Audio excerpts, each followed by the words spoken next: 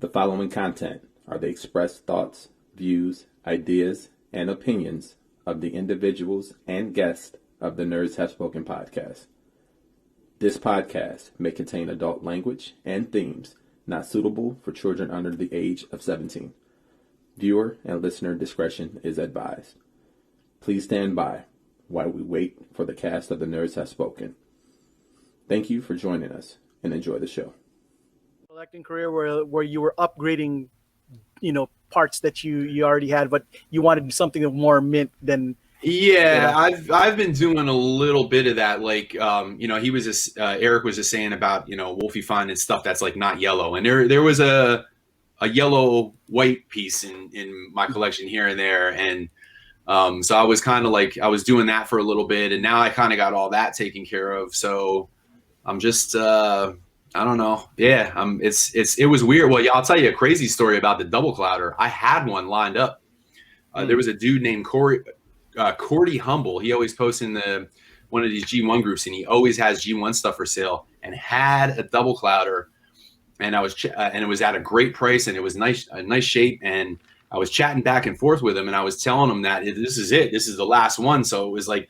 And I started collecting when I was 8 years old. So this was like a 3-decade journey. And it was going to be ending with that piece. Mm-hmm. And he even joked around about it. Like, man, I feel bad in ending it, because it's sometimes the journey's a little bit more fun than the destination. Because once you're done, you're done. Yeah. And so I sent him the money over PayPal. And then I got up in the morning and I looked at my phone and I saw a refund. For the amount that I sent him. So I checked my messages. He had the double clouder out on the counter to box up and send out the following day. And I can't remember if it was his sister came over or somebody, the nephew.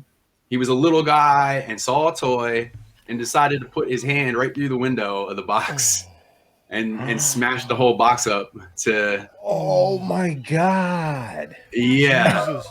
Oh no! And it's like when I collect that stuff, goblins. Like I want the stuff in the box. Now it doesn't have to be a perfect box by any stretch, but like I don't want flaps ripped off or stuff damaged on it. Like as long as it's like in pretty decent shape, I'm all right with it. That and like the directions and like the catalog that come, I like to have all that stuff.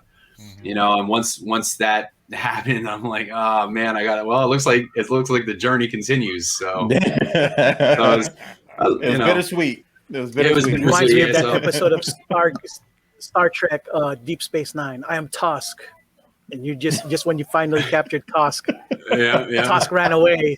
Yeah. So I'm sure one will come up. I've been seeing them, but I'm still waiting for one that's in the shape that I want it to be in before I drop that kind of money on it. 9.8. Yeah. I can't remember, Yule. I can't remember what you were talking about last week, but I think it might have even been Winter Soldier. You graded the episode like a 7 out of 10 or 8 out of 10, and I'm like, well, why wasn't it a 9.8? Oh, we'll get into that. I wish I would have been on that episode because you guys were talking about a ton of stuff, and I was really like wanting to chime in. But that's what I'm talking about. We can always recap and kind of go into it. Since you're the only thing I remember last week was I was talking about legend scale. Legend scale peener. That's what legend scale peener. Yeah. All right, Jason. I was thinking about something. Hold tight, Yule. Go ahead, Mr. Jason. What you got? Let's get this intro. All right, so screw it. All right, so if you guys haven't noticed, I've actually been recording for the last 3 minutes. Yeah, we had to get that. That was a good content. Dude, I've been randomly hitting record when something good comes up. So, but anyways, how you guys doing? My name's Jason Lowry on the Nerds Have Spoken. I'm here with my partners in crime. I got Coco Smooth. I got RIP Darkman X, and I got Mike K. How you guys doing? So far, so good, man. Good. Yeah. How was your guys' week? Let's start with Kingcaid. How was your week, dude? It was uneventful. I didn't do anything really exciting, but we've been doing some renovations around the house and stuff. So painting and that kind of stuff. I'm not gonna lie, Vanessa's been doing a lot of that stuff.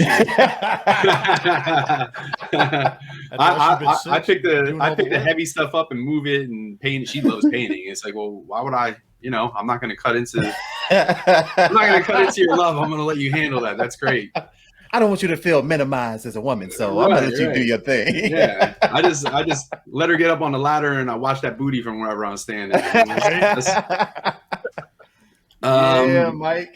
Yeah, so little bit of that, and softball season, shitbird season is coming up. So I've been going to the batting cages and knocking some rust off, so I don't look like a 44-year-old dude when I'm out there. And I got my first COVID shot, so that's nice. Shut that up. Good. Yeah. Oh, yeah. Moderna, Pfizer, or Johnson & Johnson? I got the Pfizer one. Nice. And I didn't really have any. Pfizer. Yeah, I didn't have any kind of. I didn't have any side effects outside of like my shoulder was the slightest bit sore the following day. But I heard that the second one is when it happens, and I actually heard that people that had COVID before react a little worse to it. So I'm looking forward to that. Ready tomorrow, next week, next Thursday, to get the second one. Hey, let's hopefully they give you a couple of days off to test it out. You know. Yeah. I'm not too worried about it. I'm looking forward to it. I'm looking forward to everybody that wants a shot getting it, because I don't know, this whole last year was kind of. I mean, it was a good year for like me and Vanessa, but like as far as the world goes, man, I'd really like to see everything kind of get back to normal. And missing cons. I mean, podcasts have been great because we've been able to kind of keep in touch with people and all that stuff, but it doesn't substitute for, you know, that live interaction. We've all been to the cons and we know how much fun they are. So I'm really kind of looking forward to that and concerts and everything else until I decide that I don't like anybody again, and then I'll go back into hibernation. But as of right now, never get rid of me, bro. I will come find you.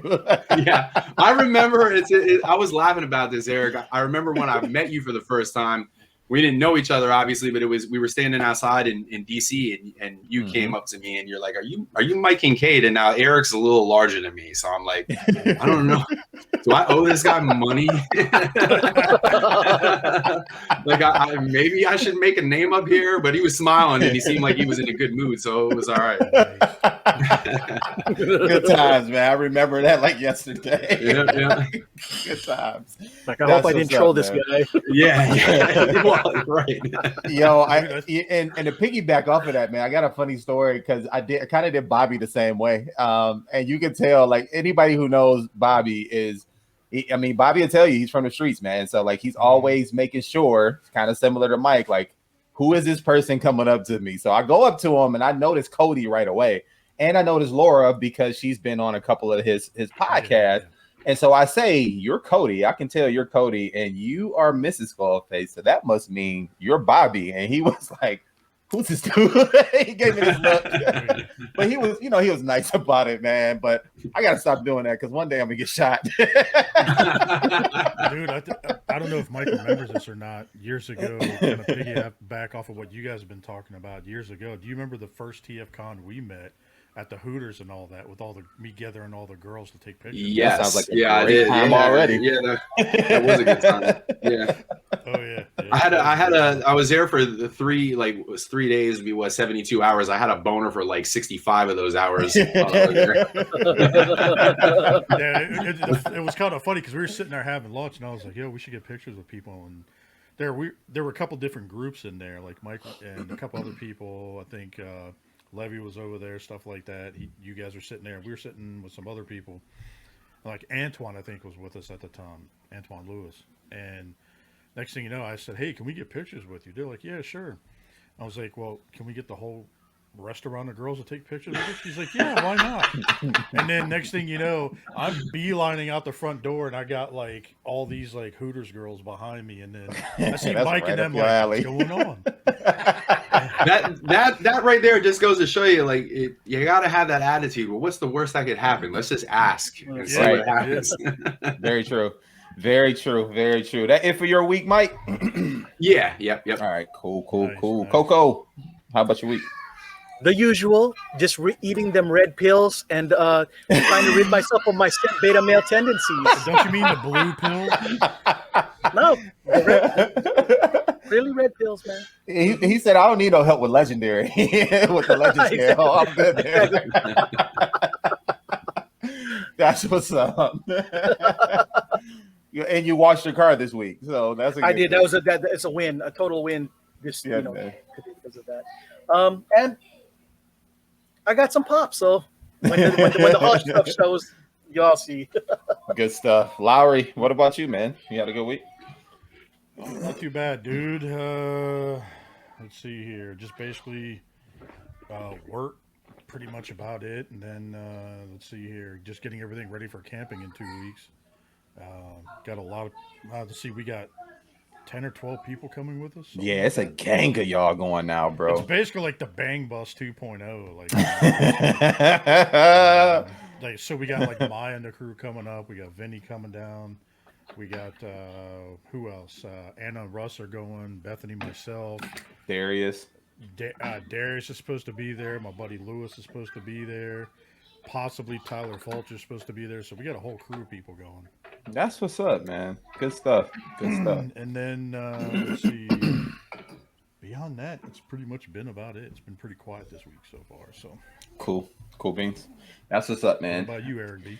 I had a pretty indifferent week. While there was good spots for sure. Last week was kind of rough. Kennedy had to go back to the hospital with a reaction to Oxy, and her pain kept coming back. So, and it was something we couldn't manage it. So we had to have her go in because she had a tender stomach, and they wanted to do X-rays and ultrasounds on that. Thank God it was good. She got out the next day, so she was good there. Been watching the trial, the Derek Chauvin trial, and it's been interesting to say the least. But then also we lost an icon, and I'm sure we'll get into that a little later. But RIP to DMX, Mr. Darkman X. Definitely an icon, someone who's touched the lives of many through rap, and then also his personal interactions with people. So that was good stuff. And then work was decent. Nothing there, nothing crazy there.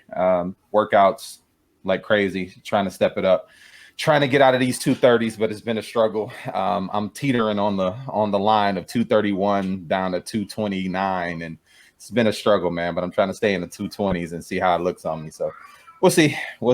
I kind of wish I could get out there like Mike and hit the batting cages, but here I don't think we're gonna have a softball season. Unfortunately, Michigan people still don't know how to take care of themselves. Our cases are rising, but other than that, man, it's been a pretty decent week. Nice, dude. Nice, dude. I was wondering, Eric, what time is it? Well, looking at my watch, it's about that time to nerd up or shut up. Oh my God. It's so bad this week. No, I'm just kidding. Yeah, so like Mike, so we end up doing this like every show, and I was like, oh shit, we forgot to mention. Oh, Mike knows, he watches. Yeah. So I was like, shit, we forgot to mention the Mike. I was like, all right, anyway. No worries. So Halls, man, let's get into it, Lowry. Who you picking? Let's see. Let's go with Mike with our guest. Let's go ahead and start with him this week. Nice. So I didn't dig him out of the case, but I did get 2 G1 figures. Like I was telling those guys, I had them years ago, sold them, and then when Jason Brink got to me and bullied me back into collecting Action Masters and Micro Masters in those last tail end of the Pretenders, I started getting them back again. But anyway, Jazz and Grimlock. I got the classic Pretenders. Nice. And I got them in the box with all the paperwork and in beautiful shape. And Jazz is bone white, which is kind of tough to find anymore. So those are 2 more boxes to check. And so now that little section of my collection is complete because I had gotten Bumblebee and Starscream a month or 2 ago. So I got those 4 knocked out. So that's all I have right now. I have a couple of things sitting in my stash at the Chosen Prime. I haven't shipped yet. I'm really looking forward to getting that Kang Toys. I got the Dive Bomb sitting there. Dude, that's a good figure. Yeah. It looks really good. Like I'm really fighting off the urge to just ship it because of that. But I'm waiting on another figure or 2 to come in before I send those off. Yeah, I got the Kang Toys Dive Bomb, and I got the some G.I. Joes come in, and the upgrade kit for the Zeta Unicron, the bigger rings. Rings. Yeah, nice. Yeah. Nice. Yep. So I'm just waiting on that stuff. That's all I got. It's been quiet. Cool. That's not a bad list of stuff that you waiting on though. That's what's up. Yeah. That's what's up. I saw that you before we go to Yule real quick. I saw that you started getting some new shirts lately. Yeah, I just finished up a couple new ones. I actually finished one of them during COVID week. I was laying around doing nothing, so I'm like, man, I don't get this much time just sitting here, with absolutely nothing to do. And I was whooped, but I wasn't too whooped to pick up pen and paper. So I started sketching some stuff up. But I did the Rodfather. It was the first one I finished. It was basically the Godfather logo, but with the Rodfather on it and the hand coming down instead of having the puppet strings. It was Rodimus's hand, or Hot Rod's hand, whatever you want to say, holding the Matrix. So I got that one done, and then I finished up the Hiss shirt. Yes, I want both of those. Which is basically, yeah, that's right. You're from Detroit Rock City. You know it. Yeah, so I did a Cobra mashup of Kiss. So I had Destro as Gene Simmons and Cobra as Paul Stanley, Major Blood as Ace, and the Baroness as Peter Criss with the Hiss logo on it. So that was a fun one to put together. Yeah, man. So yeah. So if anybody's listening and wants to check the website out, is dragonstarshop.com, and I have all that stuff up there. The G.I. Joe one is in the cartoon shop, and the Rodfather is in the robot shop. Nice. That's what's up. I'll quickly share it so they can see it for our visual listeners. Nice. There you go. But yeah, this is Mike's website. Go and check it out. Yeah, I got quite a few of these shirts on this list.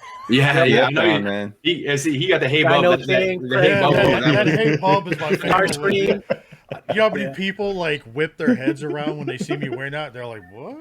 I honestly, I can't take credit for that one. That was actually one of Jed's designs. Nice. Jed has a couple designs on the. Trying to like find some other artists to contribute some stuff and branch out a little bit. So that was one of his. Oh yeah. That's dope, man. That is dope. Yeah, I mean, you always see that booth at TFCon, man. Every year that I've gone, Mike always has a booth there, man. So if you guys are in the area during TFCon or any con that he's at, pull up on him. He's a pretty nice guy. He'll give you a conversation. He's not one of those people like, I'm too busy. I'm to sell stuff. I'm selling stuff, so I can't have a conversation with you. Like, he takes the time to talk to his consumers, and that's all you can ask for, especially at a con, right? right. Yeah. I honestly, the cons to me, like, I used to go to cons for the toys and all that stuff, and really over the last 4 or 5 years, since kind of getting into some of the groups, getting into the Hardcore Collectors and Realm of Collectors and some of these other groups. For me personally, besides obviously wanting to sell tons of gear, the cons have really become a social thing. Like, I really enjoy hanging out with all the familiar faces and meeting some new people, and it's just it's a good time. Yep. And I gotta thank the community for they've been good to me. They've gotten a lot of shirts and prints off me and stuff, so I appreciate that as well. Yeah, man. In the beginning for me, it was about the toys, but after hanging out with y'all enough times, I say F the toys. I just like hanging out with y'all. Yeah, that's a fact. Right? That's a fact, man. And I don't think that gets talked about enough, man. And I'm sorry, Yule. I know we sidetracking, like we sidebarring you too much. Well, we figured we give a quick shout out to Mike's thing, so we can. Of course, that's cool. Yeah. No, but no, you're right, man. I think anybody who is in the community and part of the community can speak to that as well. And it doesn't get talked about enough. I went also just for the toys. My wife sent me down there as a birthday gift. Me and my best friend Anthony, we went down there, and it just organically grows. You start to see people and be around good people, and it becomes about the community.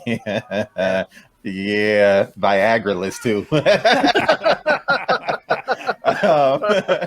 But yeah, it's just been a great thing, man, to make these type of connections, especially in your latter years of your life, in your adult years of your life.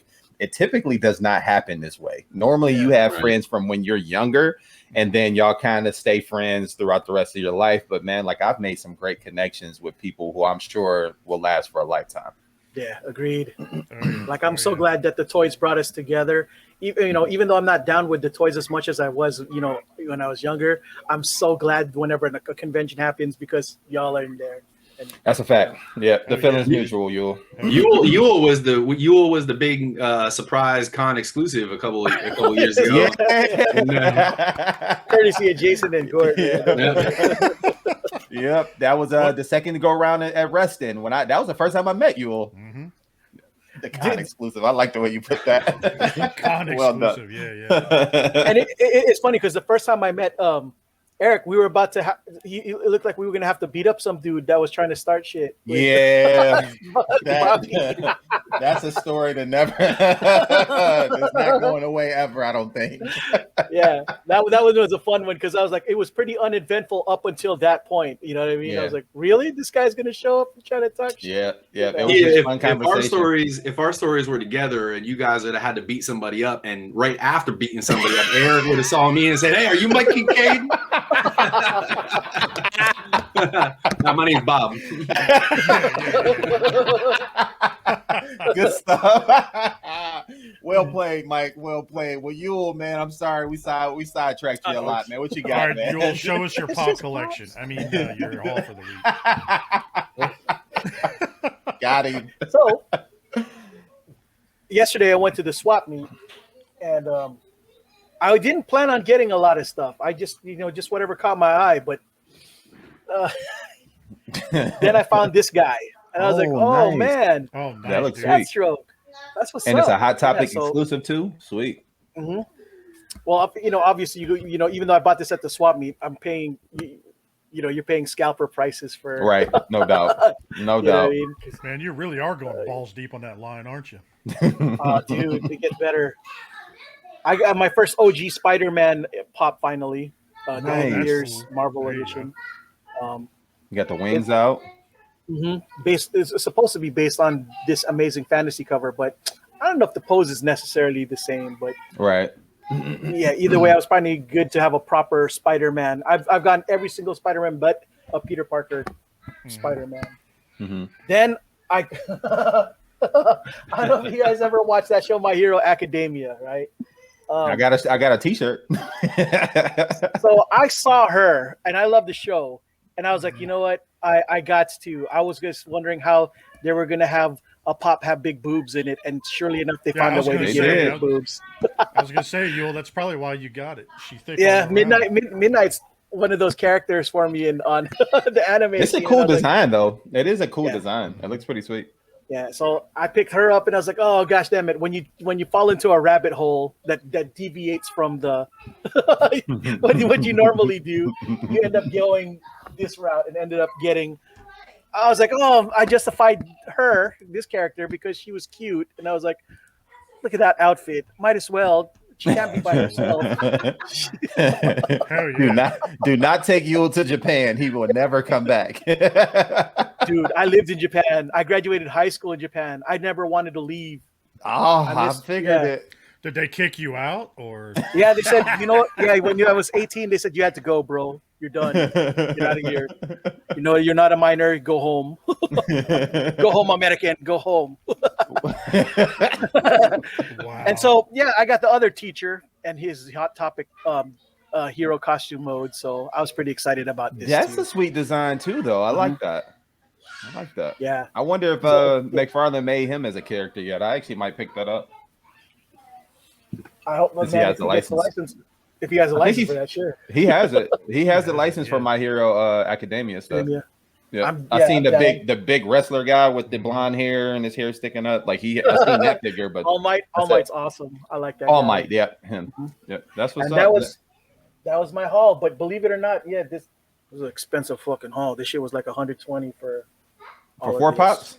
Yeah, I can believe it. That sounds about right. That sounds about right, though. I mean, on the aftermarket, right? Like, yeah, you ain't get robbed too. He bad. held up his hand because he had to do a hand job for the rest of it. It was a 5-finger shuffle or discount. Lowry, what about you, man? Oh, dude, I really truffle shuffle for some pops. Yeah. 5-knuckle shuffle. But for me, I really didn't get a lot this week. Well, good. I did get some. You got camping to do. Yeah, I got camping and shit. No, but so I started getting, like I collect, like Earthrise, all that other shit. Mm-hmm. So I started getting 3D parts. So if you look here, nice arm fillers. Arms, all the arm fillers are in here. But then on the inside of the feet, check that out. Feet. That's all filled in. That's look at dope. the inside. Look at the inside of the thigh now. That's dope. In. That thing. I mean, the sculpt in that thing is fire. It's dope. Yeah. Now, is it able to transform, Jason, with all the extra parts in it? Yes. Or do you have to take those out? Nope. It all transforms with it. Nice. And then, of course, remember I had the Jazz. So now the Jazz, his crotches or his thighs are filled in now. Nice. So you have to get a third-party kit for that? Yeah. But the best part is, so you know Grimlock, right? Mm-hmm.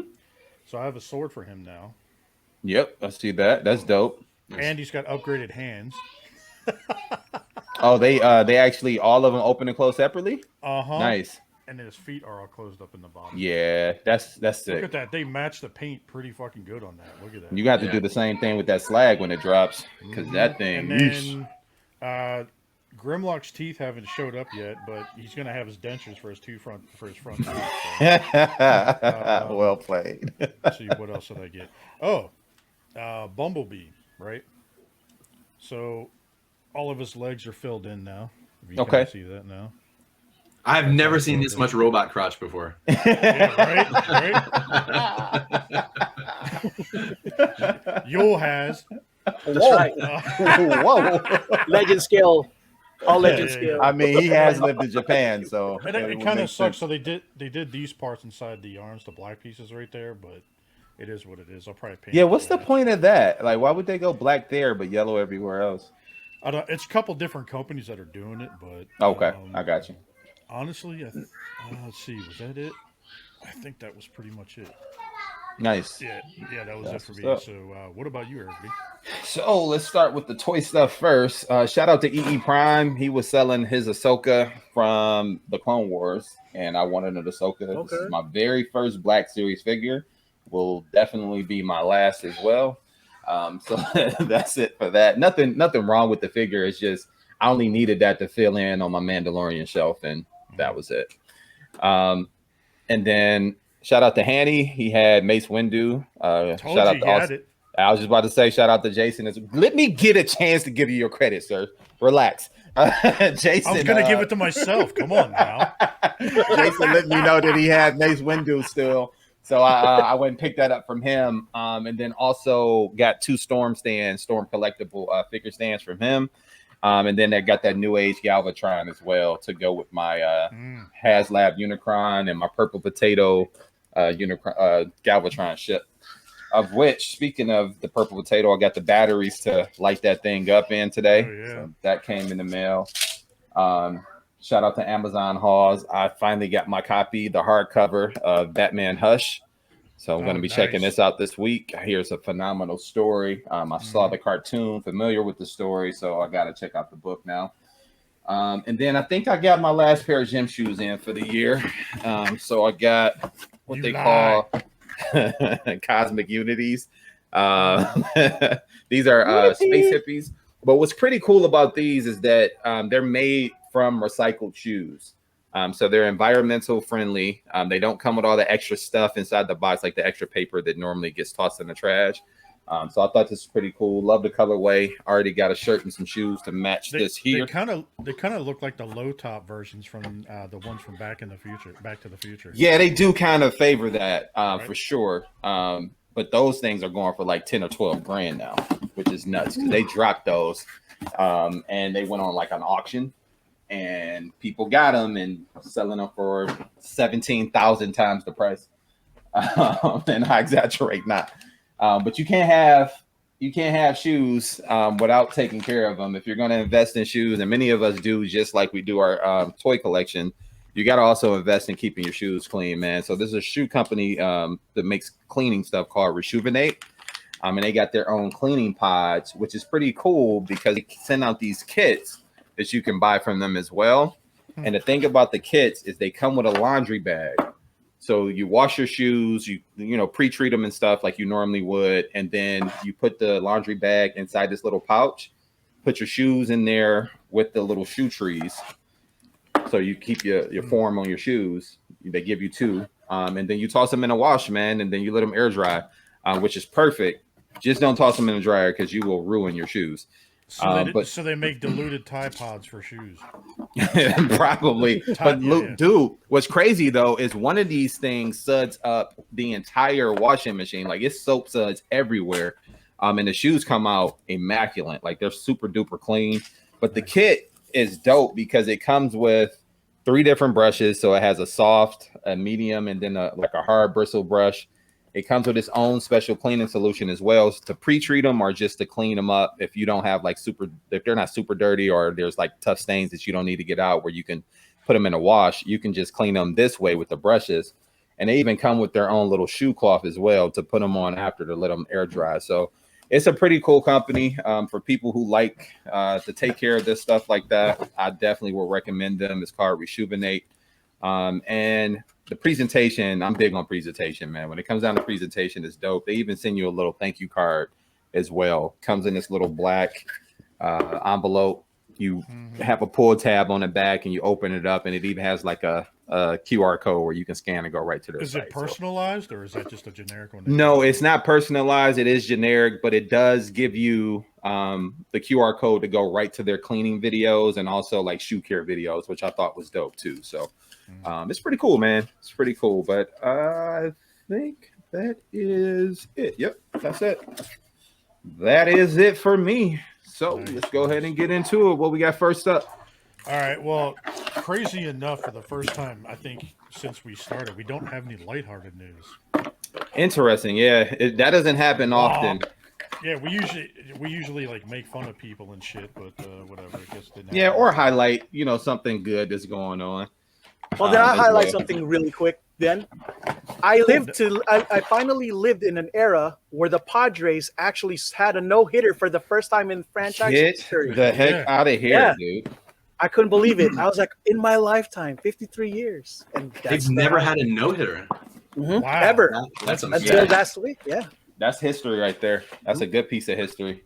That's what's up. Yeah, that's that kind of falls into the sports news, but I'll take it. I'll take it. If you want to just do sports real quick, and then we'll follow up after that. Yeah, that's a good transition.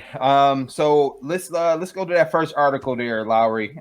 There was a high school player in this basketball camp. They called out Brian Scalabrine. Now, for those who don't know, Brian Scalabrine was a journeyman in the NBA, but he made his name with the Boston Celtics. He started calling himself the White Mamba. He also played in the shout out to Kobe. He also, he made his name with the Boston Celtics, man, and played in the Big Three. But this high school kid, man, thought that he was such a much. And Brian Scalabrine, you can see here in this video, is giving this man the work. So let this be a note to self, kids. You talk trash to an NBA player, you gonna get them buckets. So just go in, keep your head down, be humble, do what you got to do to learn what you can from these camps, and be appreciative of the fact that they're taking their time to do this, or this can be you on the next Instagram page. I got 2 things to say about this. All right, let's get into it. Go ahead. Number one, now that I am an old guy, I love seeing an old guy take a young cat to school. That's great. Right.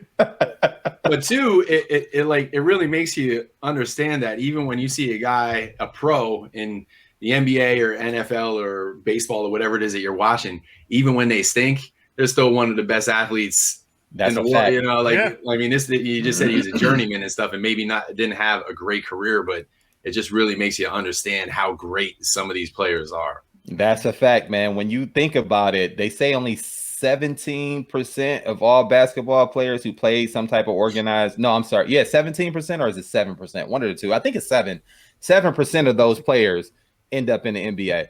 That's not a huge number. You know what I mean? Not at all. How big is an NBA roster? It's only what they only 12 to 15 player and 12 suit with 3 injured reserves. So I mean, you're right. These guys are the best of the best, and they are here for a reason. So keep your mouth shut, get it going. Right. Don't let what you see on the screen fool you in real life. Yeah. That's it. Yep, you're right about that, man. And then on to the next one. Shout out to the MLB for taking a stand when it comes down to voting rights.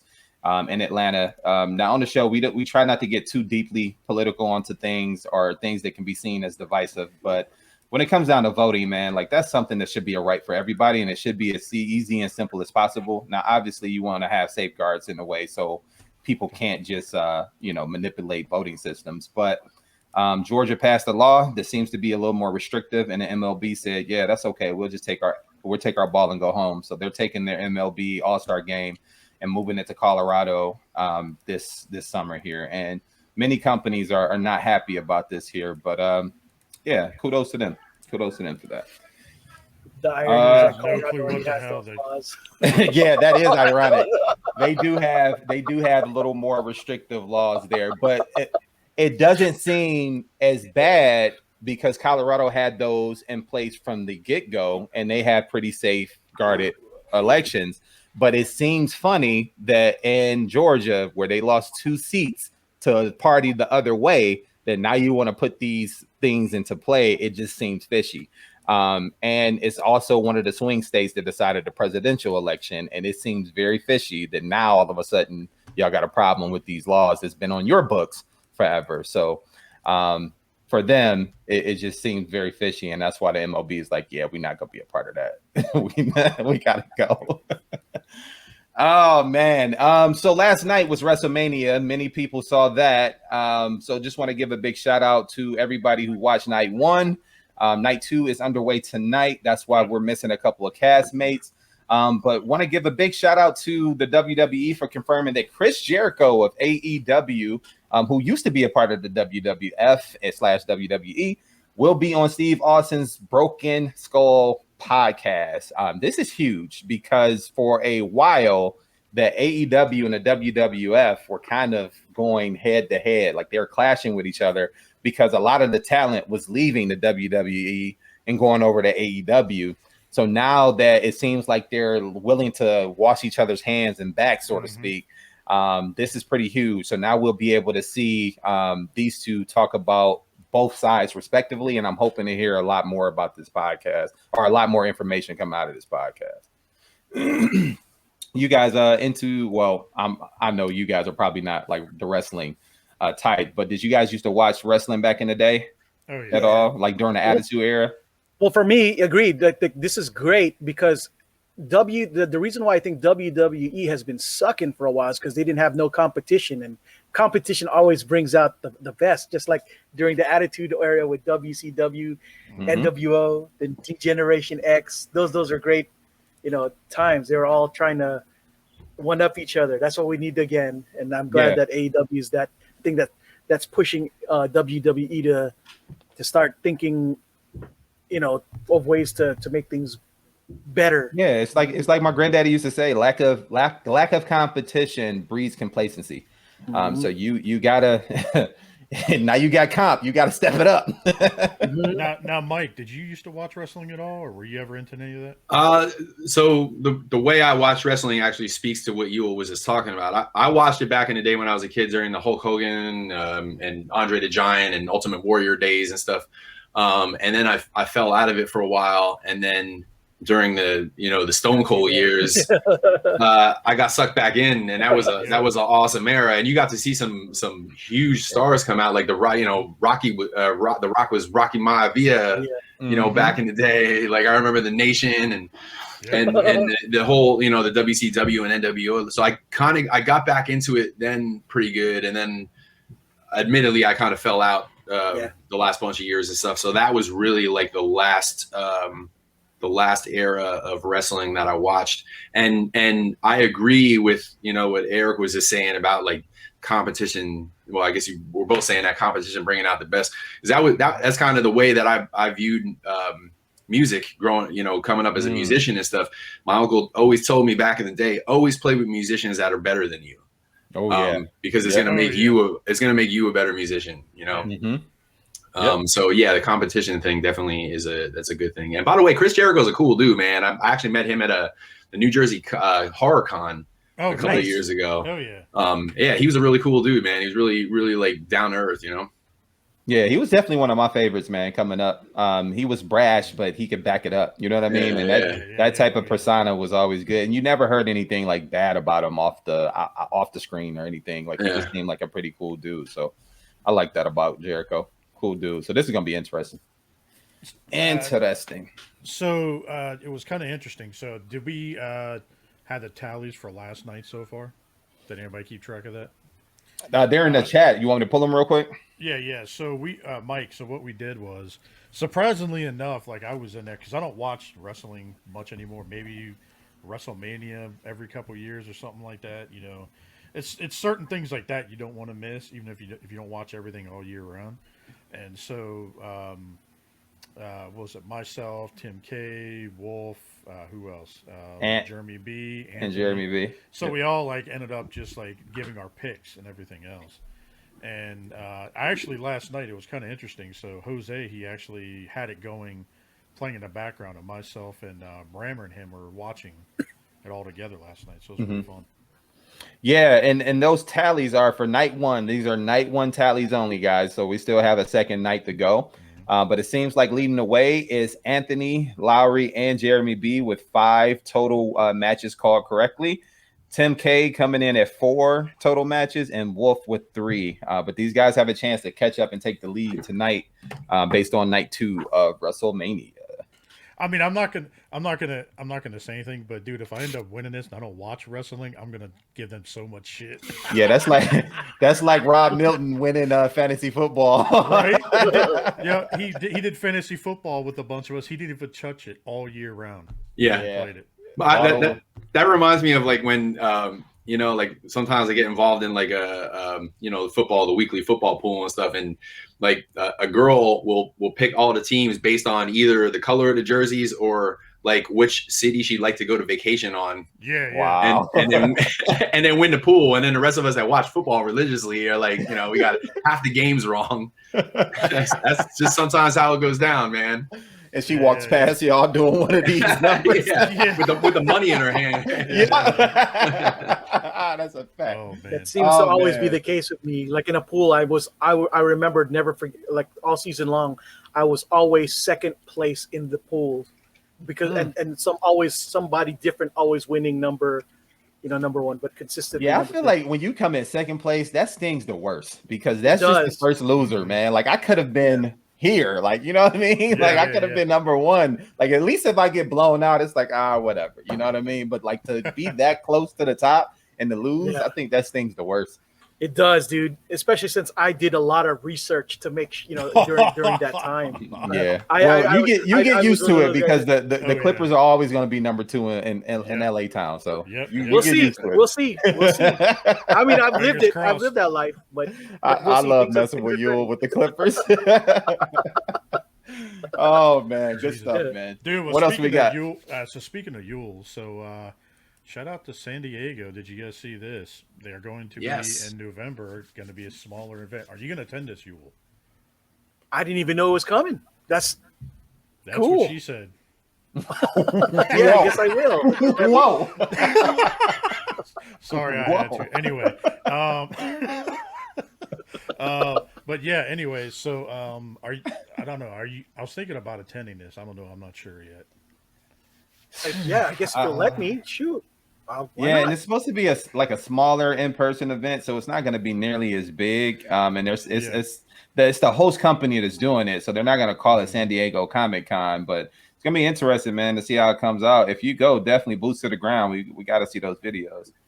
Yeah, absolutely. If I could get in, the problem is these events are usually super sold out way in advance. I hadn't even seen tickets go up for this thing yet or nothing. So make sure you go back in the notes and click on that link so you can get the link to see if you can get in, man. That'd be great. Yeah.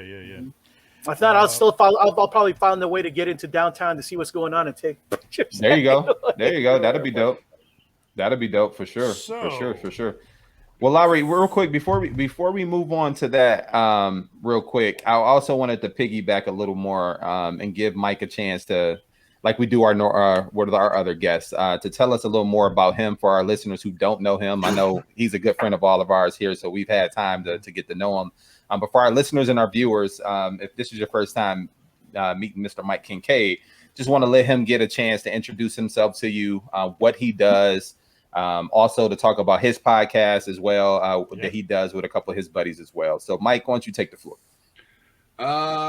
Geez, where do I start? Well, I'll start with the podcast. I'm on a podcast called Blackout and Shout with my boys Jed and Levy, and it's kind of actually we're close to in line with what you guys do a little bit. You know, we obviously cover nerd stuff, but we kind of, you know, we always joke around because we talk a little bit of sports, and then at the end of the sports section, we're like, all right, now that we've lost everybody, we can move on. So it's and we also do a lot of sidetracking, so I'm used to that as well. But I'm on that podcast. We go every other week. I am in a couple bands.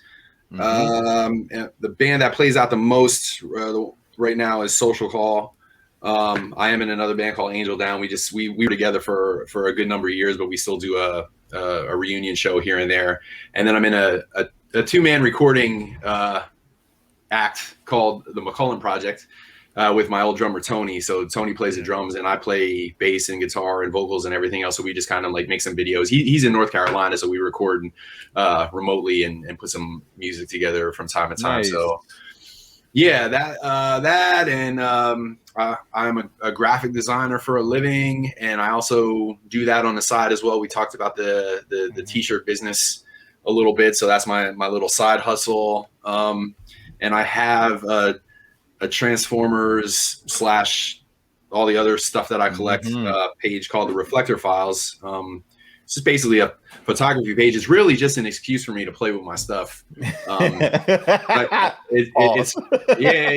funny. Like I started that page because I was realizing I was becoming one of those people that I would get my stuff and I would take it out of the box and I'd put the weapons on and it would go on the shelf and then I would never see or hear from it again. And so I basically just started that page like, all right, I'm going to just start taking some pictures and take some stuff off the shelf and kind of get back into it. So that's on Instagram and Facebook. I feel like I'm forgetting stuff. I'm always busy. I feel like I'm forgetting stuff, but that's basically those are many talents right there. Yeah, those are the big ones. So don't forget about the cosplaying you guys do from time to time too. Yeah, we had a good one yesterday. I don't know how many of you guys saw the picture. Yes, fire. Vanessa painted herself up like a Viking bad girl, and she would actually just wanted to do a couple pictures around here. But when she came down and had the face paint and the whole get up on, I'm like, nah, we're going to the woods. So yeah. So we did a couple a photo shoot, and I'm sure she'll post some of that stuff on her page. But we did the one where she cut my head off. So that was dope. That was really well done. Yeah, it's fun, man. It's fun. She's a good girl, and she's been like it's been a fun relationship. You know, we have a lot in common, and we do a lot of she likes cosplaying and there it is. Right? So it is. Very well done. Yeah, that's a good time. So we got a couple other ones we're working on. She's actually gonna paint me up like the Joker this week or whatever. So I love it. That should be good because I got the hair, and I got a Joker smile already. So it's it should be. The only thing I don't have is the purple suit, but I'm sure we'll figure something out. Yo, man, you missed it. See, for those who don't know, that shit. For those who don't know, like he's done a lot of these pictures where him and Jason Breen will get together and they'll make a movie poster but recreate it with like Transformers and stuff like that. And he gave me a little bit of a secret, and I hope it's not too much of a secret because I'm about to reveal it, Mike. Go ahead, let it rip. He goes to the thrift store and gets this stuff, man, and it comes out and it looks like he just got it off the shelf. So I'm like, okay, that's smart. He's like, man, I got this jacket at the thrift store. A lot of cosplayers do that too. They get stuff from thrift stores and all that. It's funny. Man, it works out great. It's funny you said that. When Jason and I did the Blues Brothers, the Sprues Brothers, as we call it, with Prowl, he came walking down in the lobby and he was like a high roller, and I had this Jason, man. I had this Cosmo Kramer get up on, So luckily in the pictures it looked all right, but I definitely like the two of us together. Like Jason looked like Amazon, and I looked like Wish, pretty much. It was. The results were all right, so I'll take it. No, it came out great, man. It came out great, and I love seeing that stuff, man. And also for those who don't know, like Vanessa also dresses as the Baroness most time at these cons. So like if you see someone next to him, that is Vanessa. Also give her props, man. Give her love and her flowers because she deserves them. She does an awesome job in the community, as well as on her own personal page, man. She does very good with her modeling, man. So give her a couple of likes, some shares, and some Care Bears. All right. She also don't be a creep. Yeah, don't be. That's a fact. She also has another page called Clever Devil Studio, and she also does like artwork. She does burn artwork and stuff like that. Burning is awesome on that. Yeah, that is dope. That is dope. I forgot about that. Good call. Yeah, good stuff, man. Good stuff. There was one other thing I had a question about, Mike. What made you want to do show theme songs? As well, like we saw you recreate a couple of theme songs. Oh, that was okay. So that was the first. That was right after everything shut down with COVID back, at the beginning, and I got laid off for 1 week. Now at the time I didn't know it was going to be 1 week. I thought it was going to be like longer term. So I was like gearing up for the long haul because I didn't know how long it was going to be. So I had like 1,000,001 projects on my head. And I'm like, all right, I'm going to be sitting at home doing nothing. So it's time to put some of that stuff together. So I did the X-Men one. And then after that one, I posted that one. Gort actually suggested I do the Dinosaurs one. And I was a big, I've been a dinosaur fan since I'm old enough to remember. So I was like, yeah, the Dinosaurs, and they had a great theme song. So I put that one together too. I got to do some more of those because I only did those couple of them, but it's just something fun. I you know what? I bounce around. Like I do a lot of different stuff. So I kind of do a little bit of something. And then when I start to get bored of it, I move on to something else. But it's probably time to revisit that, maybe do some more. Yeah. Now I got a quick question for you. So of you doing all those songs, what are your top 5 like animation or like cartoon songs of yours? I don't know if I did more than 5. I did a full band version of the. Well, I meant like just of your personal. Yeah, just what's your favorite off? What's my favorite? Oh, okay. Yeah. Well, it's hard to go against the Transformers just because that's like my favorite thing ever. Yeah. But as far as the Dinosaurs was a good one. The X-Men was a good one. Jason the Wheel Warriors is one of my favorite. Remember that one? That's Jason a pretty fun one. Yeah. That's a pretty good one too. You put me on the spot a little bit. There were so many good ones. And it was funny because like back in the 80s cartoons, which a lot of us are into, they always were hair metal heavy, so it was like there was so many good ones. The Thundercats was a good one. Even the Voltron theme, once it got going, was a cool song. So I might have to go into the archives and dig a few up and see if I could recreate a couple of them. Oh, man, the Centurions was pretty good too. Yes, that one was cool. Yeah, that one was cool. And then I don't in the '90s, it was crazy. Like they just went nuts in the '90s too. It was like some really good stuff there too. That was a. I don't want to be like the, and I can say this because we're all roughly around the same age, and I don't want to be one of those old farts that's like everything was better back in our day. But everything was better back in our day. At least it seems like it was more memorable. Like it has, like all the franchises that came out when we were kids, they're still around. G.I. Joe and Transformers, and you see all these. The Thundercats are coming out again, and like all this stuff from when we were kids are making this resurgence. And I don't know that I see a lot of stuff these days that has that kind of staying power. Right. Yep. That's a fact. That is a fact. It's a conversation I have with my kids at least once or twice a year because they love watching Transformers with me and the Ninja Turtles, especially Kennedy. Like she loves all that stuff. Yeah. But then also G.I. Joe, and they still have their own thing. Like they watch the Trolls and Elsa and Frozen and stuff like that. And that's Disney. So like Disney is going to have its staying power no matter what. But this stuff here from our era has transcended so many different eras and generations, man, that it's nothing like it. It's nothing like it. Yeah, it warms my heart when I see like a 6-year-old kid with a Transformer, and it's like that was all of us, decades ago. So it's nice to see the cycle continue. Well, it's like when I take my you guys, a lot of you guys have met him. My nephew Tyler, when I took him to TFCon and all that, he loves doing all this. He loves Transformers. He loves schooling the shit out of people on that. It's funny as hell. Wasn't he going around telling people Beast Wars sucks? Yeah, dude, he did that. He did that in the middle of the convention. I don't know if you guys remember that. In the middle of them doing a third-party reveal, they start showing all the G1 stuff, and then next thing you know, they start showing the Beast Wars, and he's like, "Beast Wars sucks." It's like, dude, people got mad. Dude, he said it on the way to the bathroom. I'm like, man, you about to get us killed. He has no shame, but he hates Beast Wars. He's one of those kids. He's like, yeah, the story sucks. I'm like, how's the story suck? He's like, because it's trash. And I'm like, damn. All right, you go ahead, Yul. Oh yeah, no, I was gonna agree. Like even if the kids' cartoons are dope now, like the music still back then for the stuff that we liked back then were better, and even the stuff that I didn't really like for example, Kid Video. I didn't really like the cartoon per se, but the intro for that cartoon was pretty dope, right? Or Pole Position. I didn't really like the cartoon, but the Pole Position cartoon, soundtrack was pretty, pretty catchy. They wrote a lot of good hooks back then. Mm-hmm. They did. Yeah, memorable stuff that was catchy. And I think what caught us by the ears as well as the hearts is the fact that they centered those commercials around us and our sensibilities. And they grabbed us. Like they gave us a lot of lights and flashing sounds and pirums and this, that, and the other. And they showed like us playing with our friends on TV, colliding and stuff like that. The stuff that we did as kids. Right. So they talked specifically to us, which got them in a lot of trouble eventually. But that's a conversation for another day. Oh man. So what else we got, Lowry? All right, so we'll post on here. Let's see what else we got. Do we want to go ahead and, since we're already an hour in, you want to go and start talking Winter Soldier? Yeah, might as well. We're here. Right. We're here. Episode 4.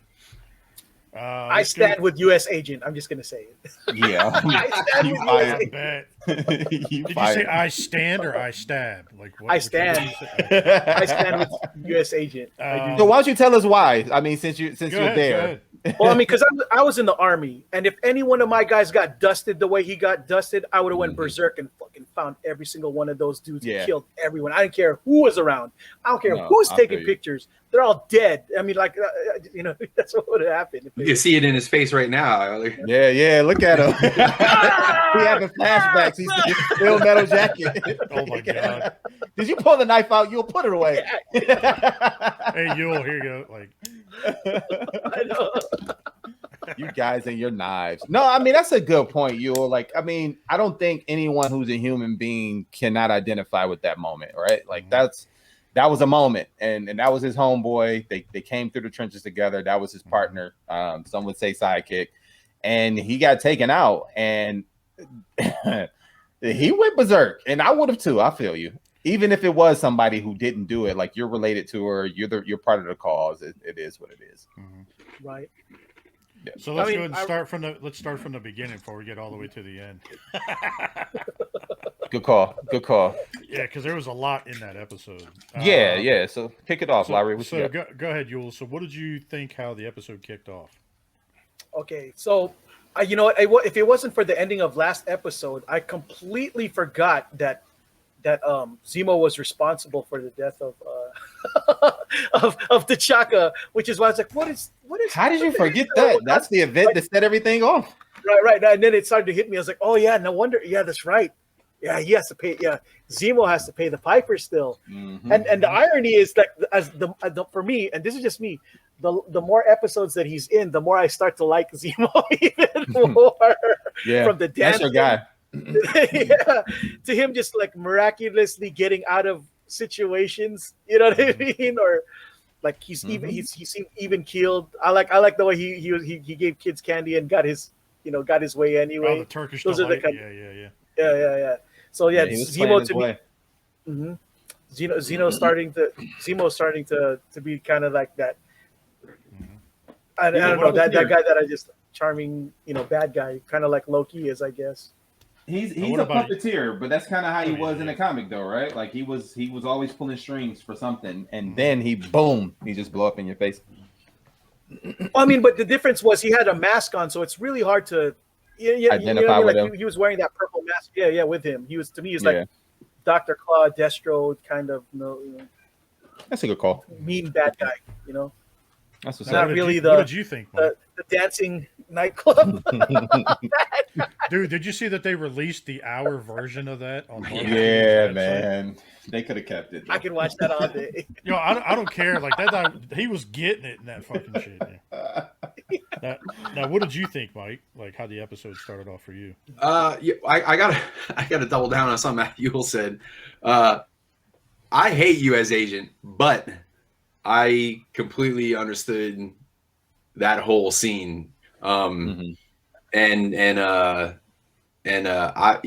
can't say that I would have reacted any different too. I think a lot of times when people are watching movies and TV shows and stuff, they have their minds made up on characters and they don't properly put themselves in the shoes of said character. Yeah, so there's that. But the Baron Zemo thing, like, where the hell are these kids' parents, man? Because I don't know about you, but like, I don't have kids, but if I did have kids and a dude as creepy as Zemo came up to him and was offering candy, I may have an issue with that. Yeah, right.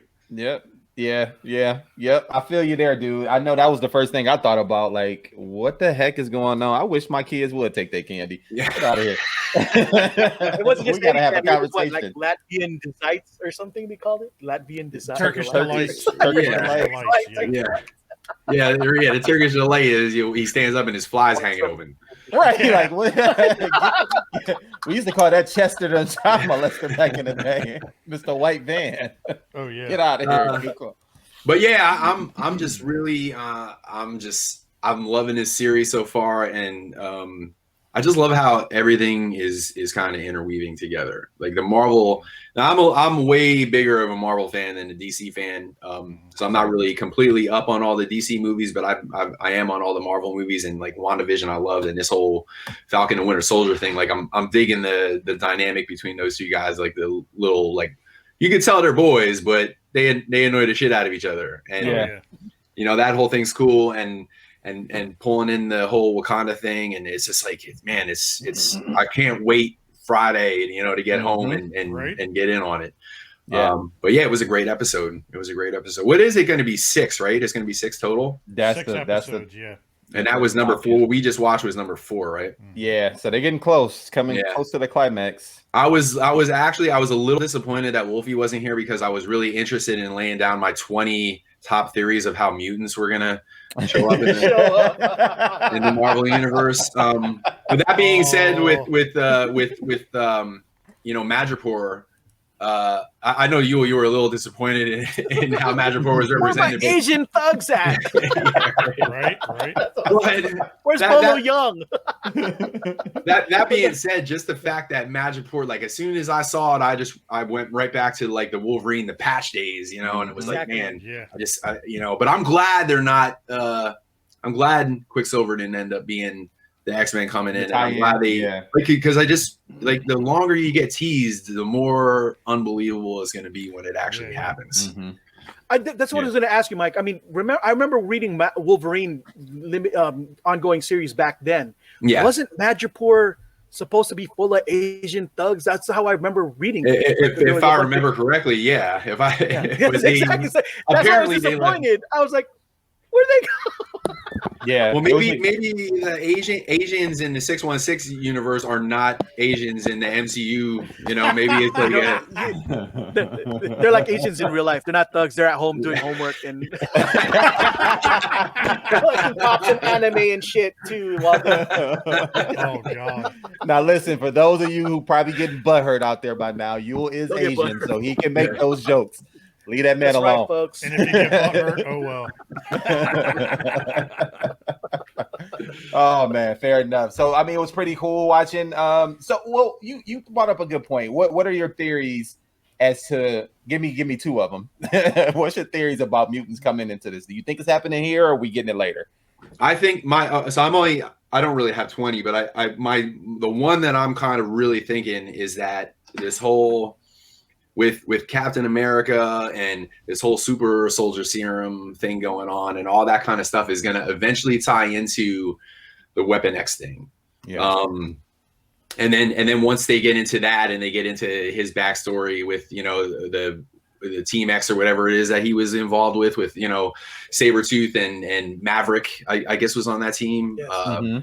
you know, there's a whole lot of that stuff, and then you know, with all the Russian stuff happening, maybe Omega Red pops up. But I really kind of think that the Weapon X thing is going to come at some point, you know, based on this whole, like, because they're really going hard with the super soldier stuff. So I think that's going to be kind of how it eventually happens.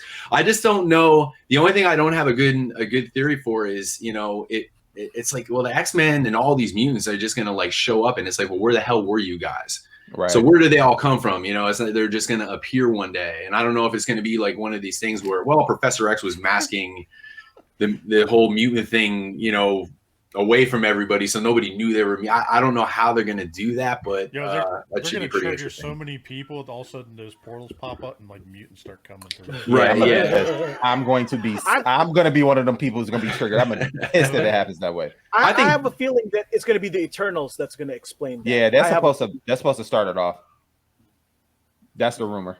I mean, I think they're already here.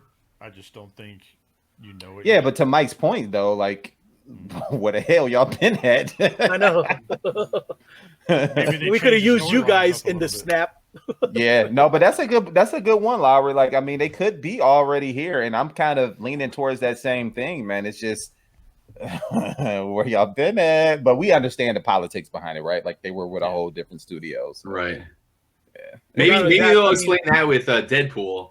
Because Deadpool likes to like talk to the crowd, and maybe that is true. He'll just drop him. He'll come flying in on a blimp, like with all the mutants, and drop him off, and be like, "Listen, they were with another studio. They're here now. And that's the way it's gonna be." Just accept it. Because they say he's supposed to be the new Stan Lee, right? Like, they're supposed to use him to drop in and do cameos and stuff like that. Rumors are, yeah. You know what, Mike? You might have hit the nail on the head, man. We got to make sure we keep that in the archives. He might have just blown it open. Or maybe like Deadpool banged somebody from way back when, and then all of a sudden it's the birth of the mutants. Like. Right. Yeah, if they don't keep that with the Eternals, I'm gonna be pissed too. All right, good stuff, man. What else, Lowry? Still on the Winter Soldier, man. What you thinking? Let's get your opinion. How did you feel the episode started out for you? So coming off of the cliffhanger that was episode 3, tying right into episode 4, I knew it was about to go down. I mean, there's no way that task force, because that's what they are. Like, they're a task force, if you ask me. Like, they do security for the king, they do detail for the king. They make sure that the throne is set, and that dude has a bill to pay, and they come in for him. So that was cool to see that. Also, it was also cool to see that fight scene where U.S. agent got his butt whooped. He was like, "Hey, man, you don't want to mess with them." It's like, "Hey, oh yeah," and he just, he's arrogant, he's nonchalant, trying to assert the fact that he's the new Captain America, and got whooped. Big time. I thought that was funny. The look on his face of this disappointment. He's like, they weren't even. They don't even have superpowers. Yeah, they're not even super soldiers. I was like, duh. You don't need to be a super soldier to kick butt. You got kicked by a badass woman. That's what he did. And listen, and they were tactical the whole fight. If you watch that fight again, everything they did had a purpose. Up to the point to where she even threw that spear through the handles of the shield, and they knew how to handle that shield. Obviously, it's vibranium; it comes from them. So, like, it was great to see that fight scene. That was the best part of the whole thing for me. Even though the story was great, like, that was the fact that what was it? They pulled the shield out, and she stomps on it, and she catches it herself. Yep. You're like, oh shit. Yep, she was not playing. And then even to see her break down Bucky's arm. Yeah, that was good. That was like so funny. Get those pressure points. That was reminiscent of that a kung fu pressure point thing. Yeah. But the best part for me is how Zemo managed to like sneak out. Dude, that's him though. Like, he's been doing this all show, man.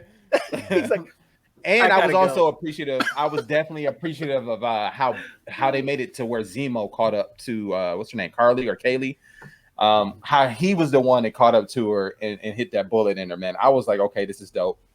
I like the way he's operating to an extent, because you can't tell. Like, he's the one who's been keeping my brain on his toes the whole show. Like, what is he up to? I really want to know what he's up to because you know he has to have a bigger plan. He's up to something. So I just thought it was good, man. Overall, I think it was good. I do have a question about what you just said.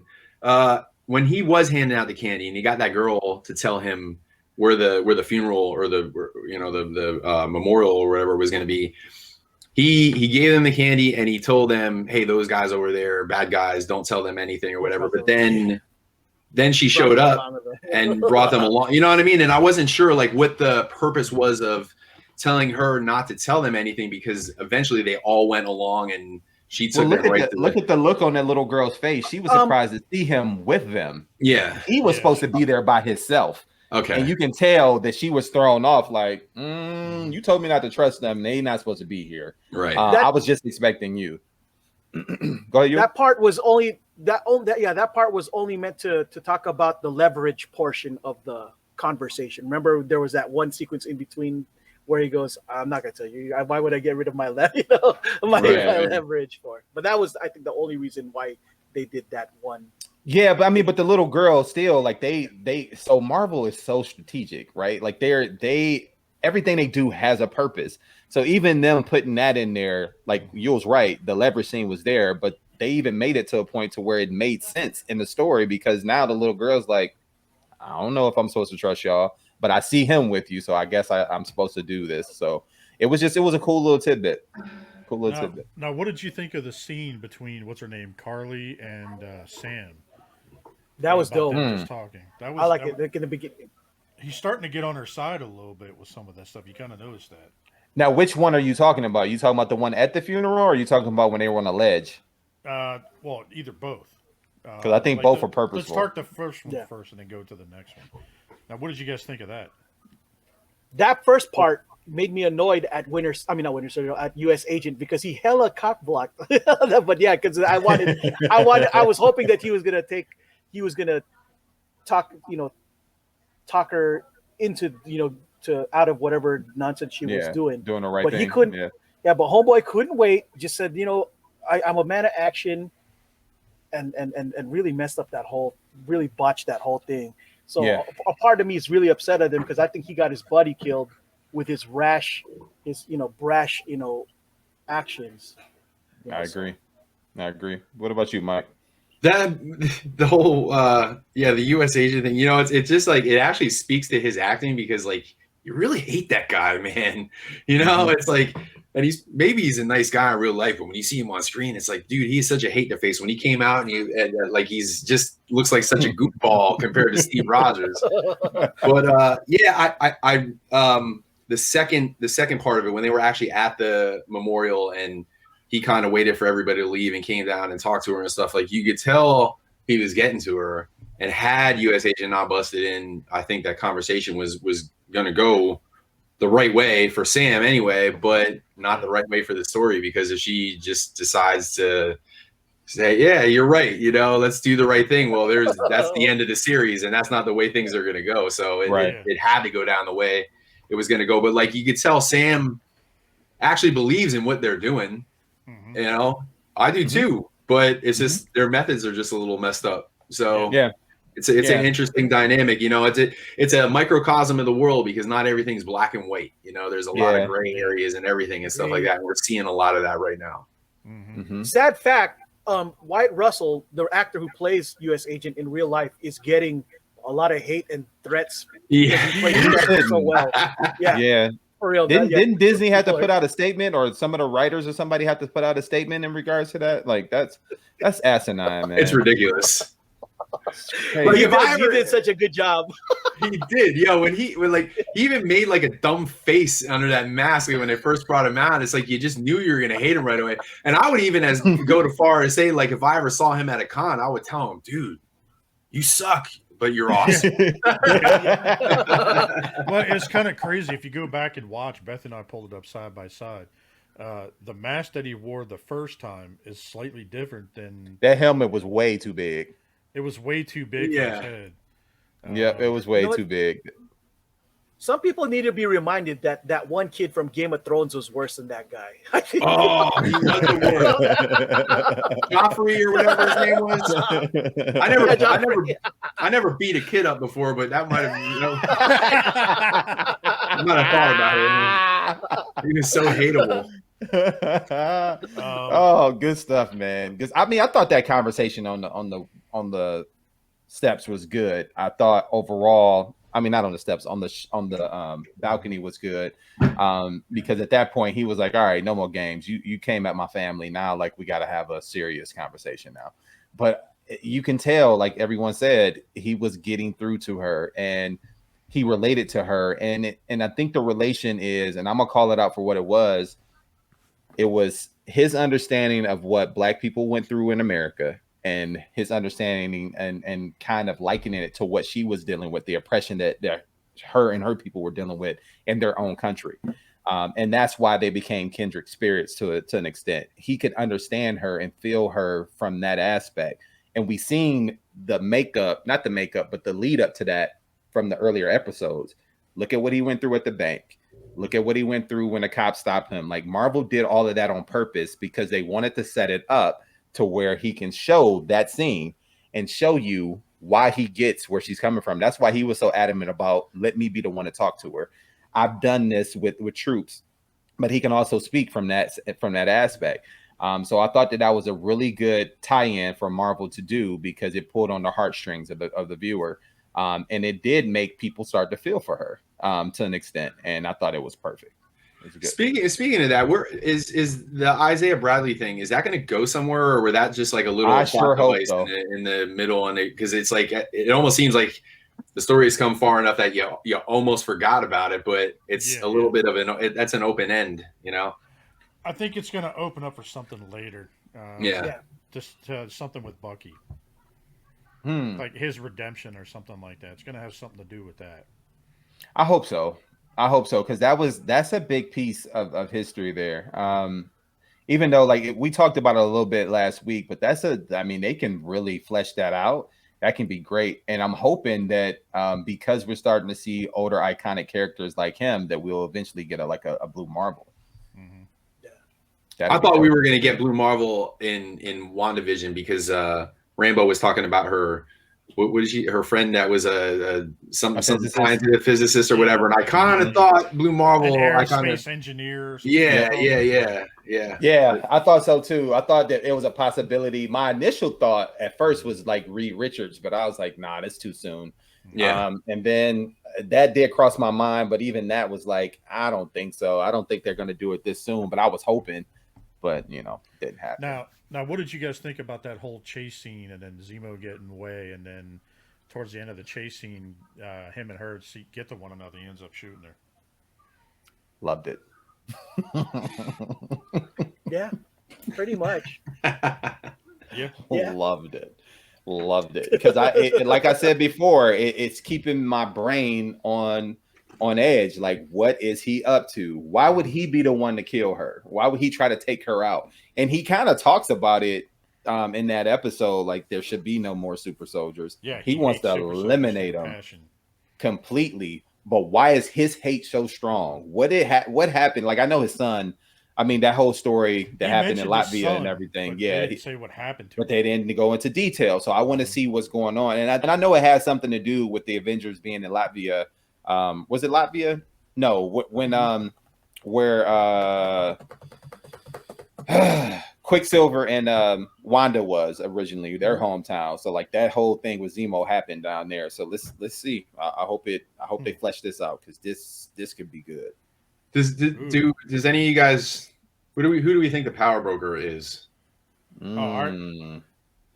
Well, I know. Go ahead, Lowry. Go ahead. Good. You go. Well, who? No. Mike?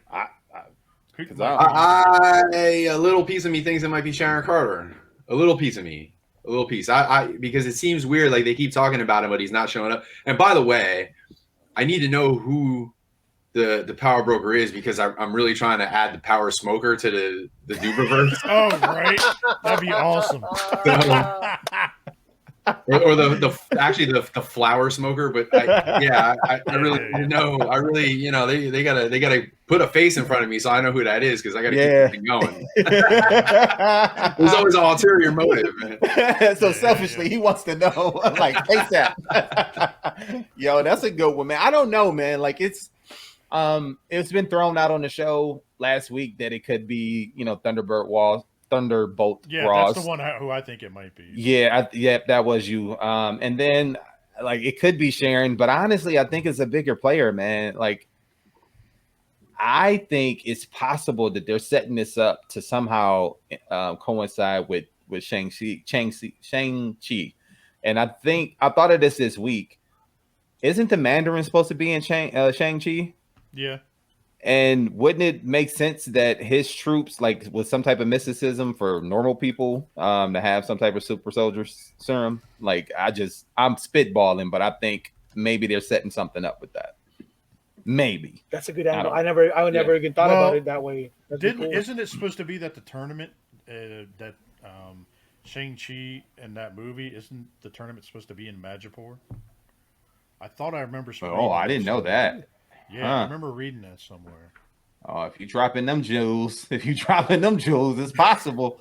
There you go. I mean, I don't know, man. Like, I like the idea of it being Sharon Carter, as that could be her wedge back into the country. Maybe that was just her way of trying to, get that stuff and get her own way back into it. But now that she's talking to Sam, I don't know, man. Like it could be. I like the idea of it. She has something going on. She has something going on the down low that, not really sure what the hell it is right now, but there's something behind the scenes going on there with her. Yeah, I agree. Yeah. I agree. Well, who did you say it was, you? Who you thought it I have no idea. I'm clueless. But that would make sense what Burgess said though, about that. Because like in the comic, what was it? Shang-Chi, Black Widow, Wolverine. They all ran in them same circles at some point in time. They got sent to Madripoor or something like that. It's been a long time since I read the comic, but could be. But let's see. A part of me just really wants to be surprised. Like, me too. I mean, I did at first until Mike said I got to know who it is, so because I want to see this now. I got to see the doobie verse. Yeah. Well, and by the way, when Shang-Chi shows up, he's going to be Shang-Chiba. Nice. There you go. Dude, I've been enjoying those. They've been making me giggle like randomly. Oh yeah, man, hilarious. Everybody thinks I'm going to run out, but I'm not going to. No, man, it's way too much stuff out there, man. You got 13 years of material now that you can go off. If not more, that's a fact. So what did you think? I guess let's get towards. You want to do the ratings? We'll do that in a minute. But the whole fight scene with all of them together, dude, Sam was badass in that fight scene when he was like jumping up and using his wings and shit and everything else. It's like boosters and thrusters. Yeah. You're talking the fight scene when the two Wakanda chicks, I forget the names. They came No, towards the one at the end. The one at the end where Battlestar died and everything. Oh yeah. I liked it. I thought it was a good one. Like when you think about that whole scene, right? Like it was. I mean, it was no holds barred at this point. Like they were just like, forget it. We just gonna brawl it out. And I thought it was choreographed well. I liked what Bucky was doing, but then also you seen at that point he became a super soldier, and now the U.S. agent has taken the serum, and he was kicking tail at that point. That's all he needed was just a little extra leverage. But you could all the ticks and everything else before he even saw him die. You saw him had all those ticks and shit. Did you see? Yeah, but he was struggling with that before he took the serum because he was doing that before he even found the vial. Like you can tell he was going through it. He suffers from PTSD. He had some type of mental anguish there that he's dealing with. He's trying to overcome, and that's a bad combination when you mix that with that serum. It's not going to be good. Well, you saw at the end, like what happened. Yeah, but I felt bad for him because. Go ahead. I felt bad for him because he was like, man, I can't be a bitch. I gotta, I gotta get this done. And I felt bad because like, even though he was in no mental shape to do it, you know, I think he tried to do his best, you know, but unfortunately, like, I think it was a terrible idea just in general for the government to come up with a Captain America so, you know, so soon, especially once when that shield was given supposed to be to the Smithsonian or whatever, you know, to be. Yeah, they get kind of dirty on that. So yeah, there's blood on that shield on many different hands because of that. It just happened, like he said, way too soon. You put this guy out here who probably, I mean, he couldn't have been vetted for a long amount of time because this happened way too soon. They didn't know that Sam was going to give that shield up. This is a recipe for disaster. But that's what we're seeing, and it's America's fault. That's all they fought. So the ending, how did you guys feel about that? Did the means justify?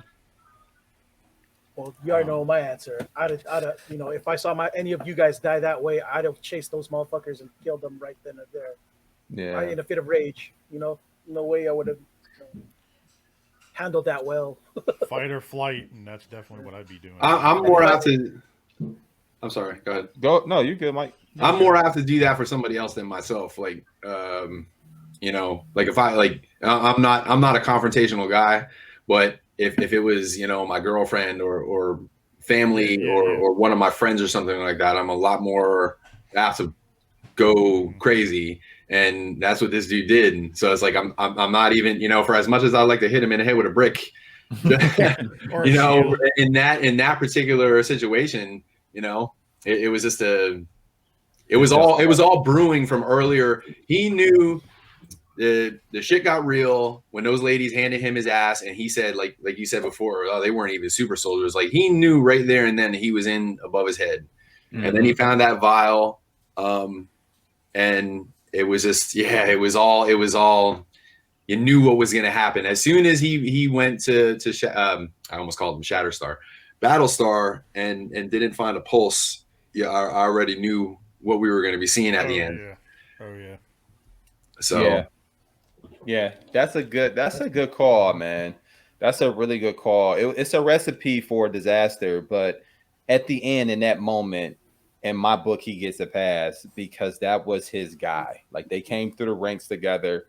They made him his sidekick. He is, quote unquote, the new Bucky, right? So, like, even though he has his own name, he's Battlestar. He is Bucky to Captain America because that's who we know him as. And to see your guy get his butt kicked the way that he did, like, he got thrown against a wall, like a brick wall. His spine got cracked, and so you saw his head whip back, blood everywhere, and you knew it. Like, that's a horrible way for anybody to die, let alone your best friend, right? So his emotions got the best of him, and you're right, Mike. It was been brewing the whole episode. He's tired of getting his butt kicked. He's tired of not getting the respect that he feels that suit and that shield should command him. And part of his arrogance has gotten him there, but at the end, anybody with any sensibility of taking care of their friends would have felt the same exact way. They killed his friend. Now I'm going to kill you. And he beat the crap out of that dude with that shield. I thought he was going to take his head. Like, I'm telling you, if this was DC, that head would have been off. Yeah. He would have severed his head from his body. He would not have had a head. But is that the first time we seen blood from blood splatter from a Marvel movie? No. I mean, correct me if I'm wrong, but I don't remember seeing blood that like splatter from anywhere. I've always seen explosions. You see blood on a person, but I've never seen it like that. That was kind of one of their darker moments. Yeah. Maybe Civil War. Maybe Civil War. I can't say for sure whether or not we've seen it before. That was definitely one of the more violent moments that I remember seeing in any Marvel stuff. And I liked it. Well, you saw it. You saw it in Thor. I mean, not as violent like that, but you saw it in Thor, and you also saw it in the beginning of, like, even the Iron Man films. They had it in there too. Like, even in the beginning, like Iron Man 1, like the beginning opening scene, like the guy's getting blown up everywhere, and you saw the guy just explode after getting hit with the rocket. Oh, that's right. Yeah, I forgot about that. It's been going around for a while, but I don't think it's been with the music, that the way they did it, they made it really dark. Like that music really changed, like right at the end of that scene. But to be fair, though, Jason, those two movies were done under Paramount. Those weren't Marvel Studio only, like Disney Directs. You know what I mean? Like those were done by Paramount. See, you said MCU. You didn't. That's true. Specify that. That's true. What I meant was like towards like since Marvel had taken over. But you're right. I did not specify. I don't think we had seen that when the mouse was involved. Because Marvel Studio did a partnership, even though they were owned by Disney, they partnered with Paramount at the beginning to do that. Even the Hulk movie was that. But yeah, no, I don't know, man. I'm trying to see if it happened later. I'm gonna have to go back and watch some things on like 2x speed to see if I can see it. I love that they created that powerful moment, because it's you know, for the people that have watched it, a lot of people are talking about it. A lot of people were upset, like at US Agent, you know, which is what they want. That's exactly the moment they're trying to create. It was different for me. It's more like, yeah, now go get that other bitch and kill her. Yeah, no, I feel you, dude. Catch her. And I thought for a minute he saw her, because if you look at one of those moments, you see her with her hood walking off, and I thought maybe he locked on to her, but no, he was more enamored with the fact that, oh crap, like all these people are taking pictures. But this is about to get crazy. But this is going to bring more heat to me on Bucky and Winter Soldier than it is on the Captain America, so to speak, because they know it's not Steve Rogers, even though he's a symbol of America. They know it's not the original Cap. Everybody knows this now at this point. Yeah, but it's going to look bad on America, because That's a fact. They put the title on him, and so they're, you know, that happened on their watch. Yep. So it's like they are responsible. They are responsible, you know, whether or not he was justified or not. And I would kind of think that the crowd would be split. You know, I think the people that want to hate U.S. Agent are going to hate him, but I think that people that really think about it and put themselves in their shoes are going to understand what he did. So I kind of think the crowd's going to be split on him. And sometimes the Marvel's really good at taking, I don't want to say evil characters, but like the bad guy, and getting you to pull for him sometimes. Yeah, right. So, you know, like, listen, I'm not going to lie to you. You know, Thanos had me. He had me thinking and not in agreement with it. So I'm like, yeah, man, yes, right. You know, like, I mean, not everything, obviously, but you know, they do a good job. I mean, even if you want to look at, you know, Winter Soldier, he was a heel turned, you know, face. And so you know, we might see that in the future. You know, people might hate this dude now, but there may be a time when, you know, U.S. Agent might have his moment. We'll see what goes on. You may have a redeeming moment towards the end of this episode or end of the show. Yeah, I think they're gonna wait to put him in the movie, and have him pass the mantle. Well, we'll get it in this, but like somehow he's gonna come to the aid of these guys eventually, because that serum doesn't wear off. Like that's lifetime stuff. Yeah. Marvel's good at playing the long game, you know. Mm-hmm. Oh yeah. He needs a redemption arc, but I don't know if I don't know if they'll give him a chance. He might die before he gets a chance. He might die saving Bucky or something like that, or Sam or something. Yeah, sacrificing himself. I mean, that's probably the best way for him to go out at this point, given what just happened. Unfortunately. Now, let's see here. For what would you give the episode, like 1 to 10? Like, how would you rate it? Let's go with you, Mike. Man, it's hard for me to. I mean, you can pick a couple different things, like storyline, like all that other stuff, and then give an overall or something. It's hard for me to give the episode its own rating without looking at it in the scale of the entire series so far. Okay. And so, but it was probably my favorite episode so far. I got to say, you know, somewhere around a 9, and that counts for the episode itself and for where it's brought the storyline of the entire series so far. Like, this has been a very enjoyable series for me.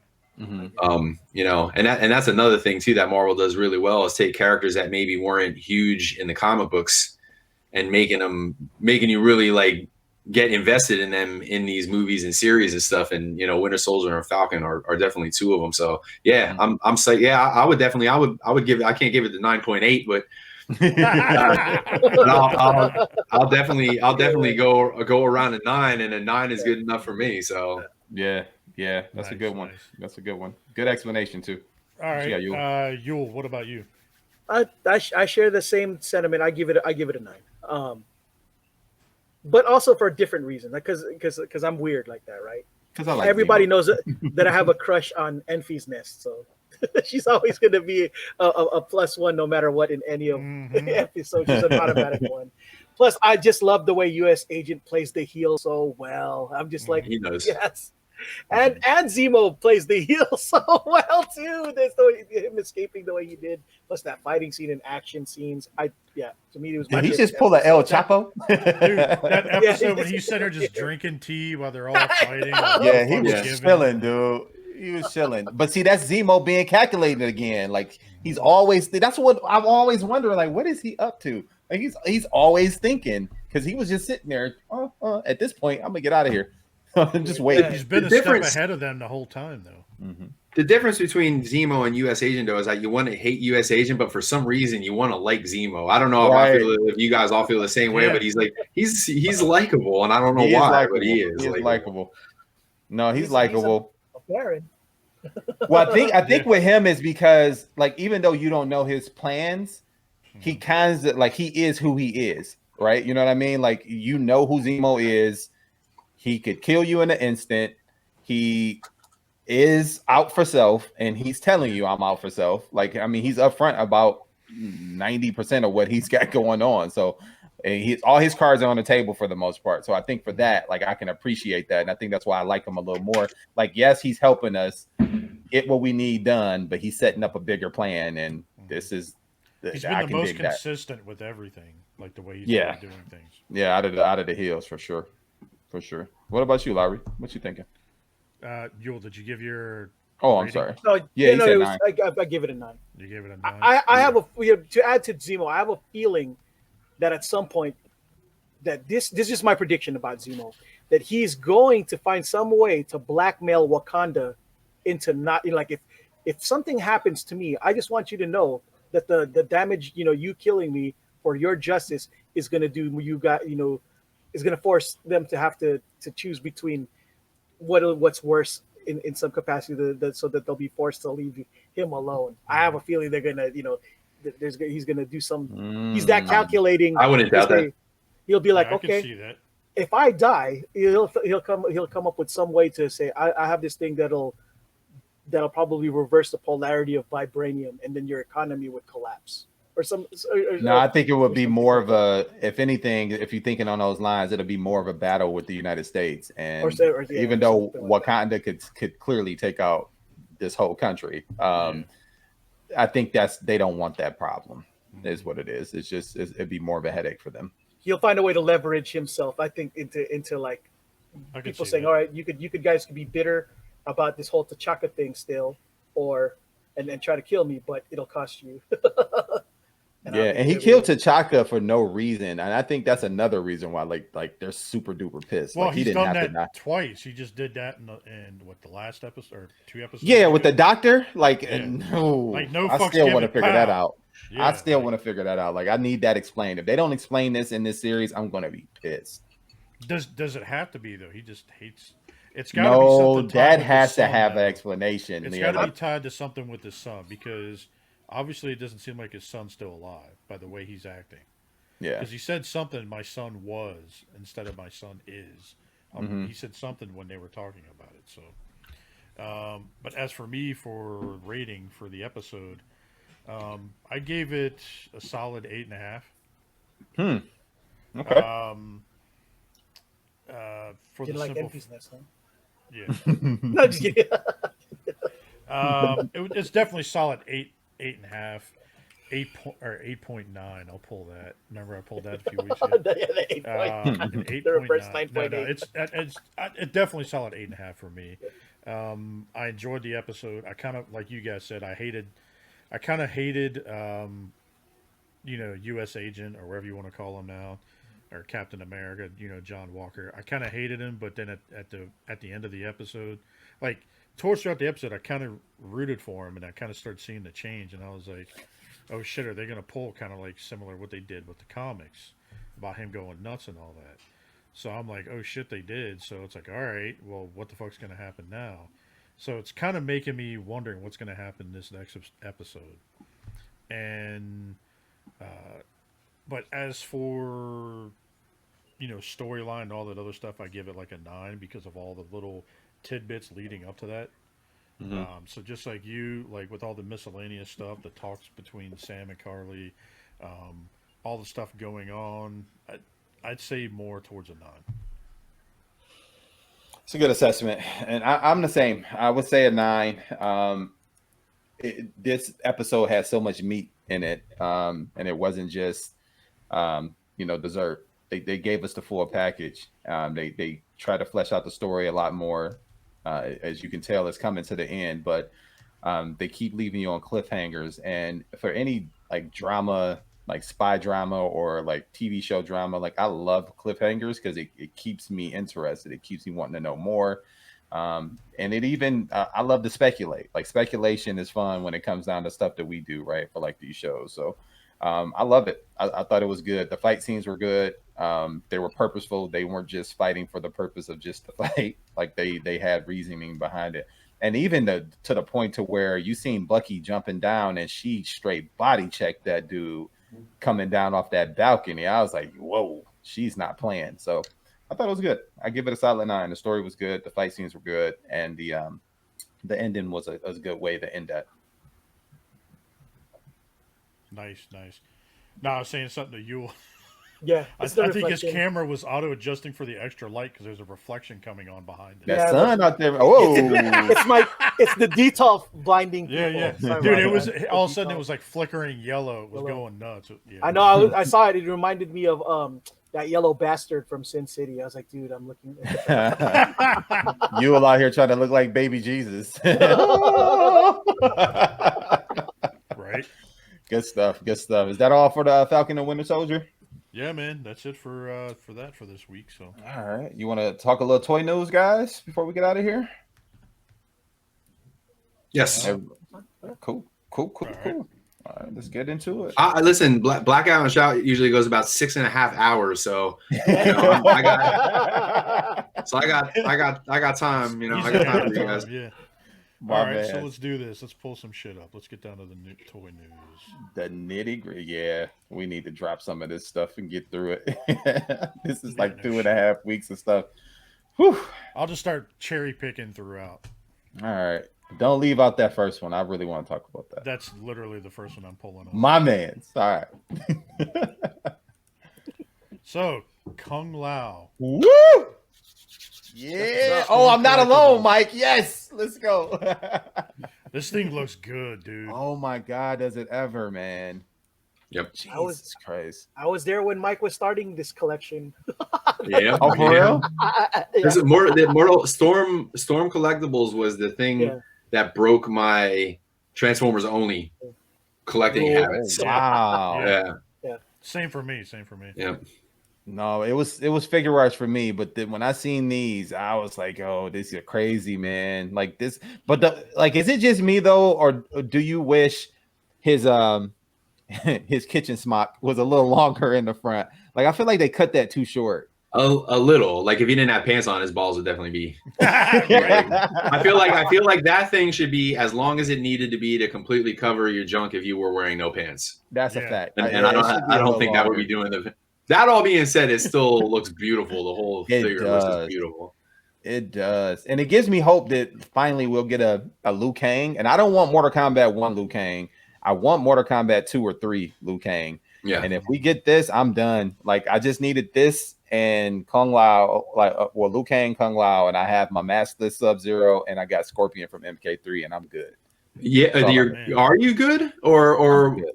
What about some of the ladies though? What about the Katanas and Melinas and Jax? No Jax, no Sonya, no. No, I like those two sets of teams. Dude, I played Shaolin Monks a lot.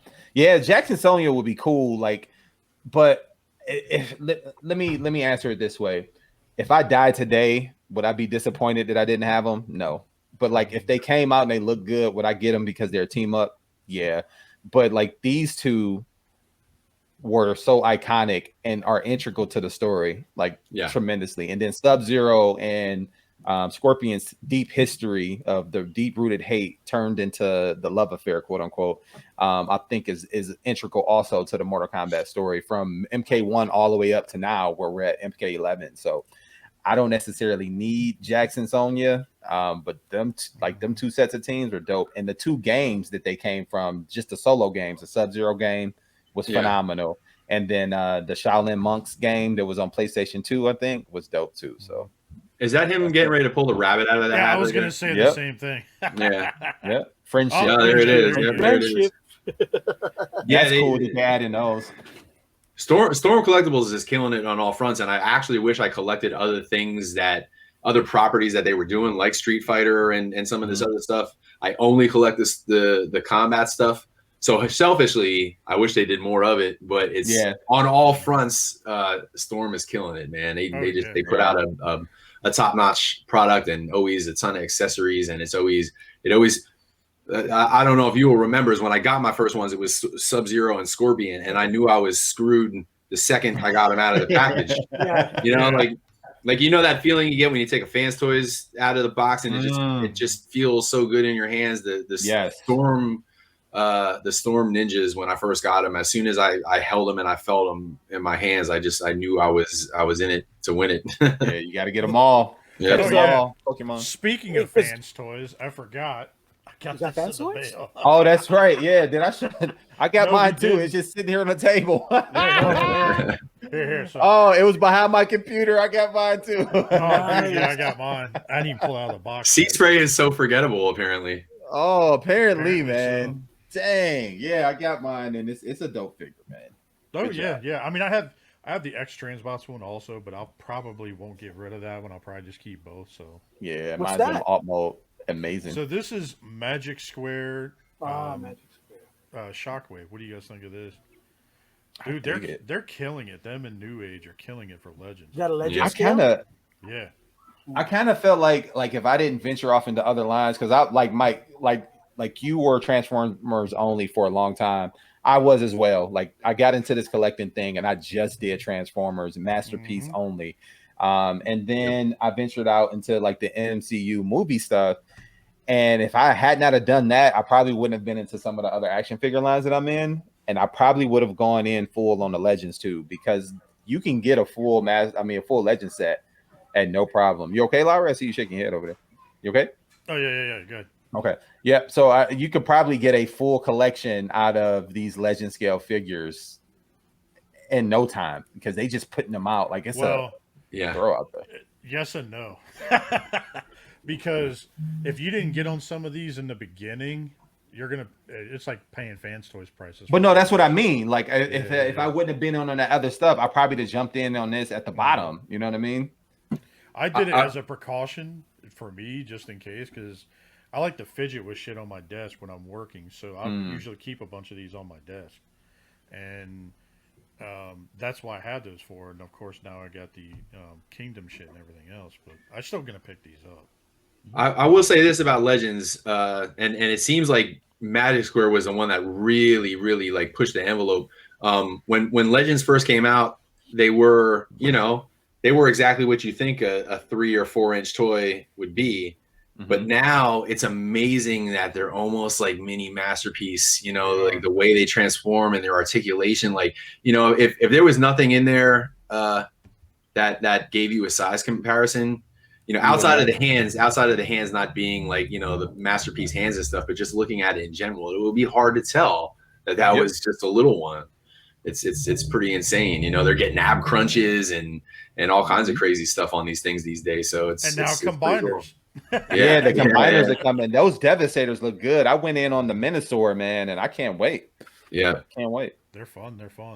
Yeah. All right, so on to the next here. So we got some Hot Toys, Wanda and Vision. Oh my god, that looks good, dude. And I'm not even a huge Hot Toy collector, but like for people who want these outfits, these are phenomenal. They're sculpted well and everything. Wow. Yeah, I just right off the screen. Yeah, I don't collect Hot Toys, but damn, this is tempting. Yeah. Oh my god. Like, wow, man, look at that detail. That is crazy. Even got the freckles and everything on her face.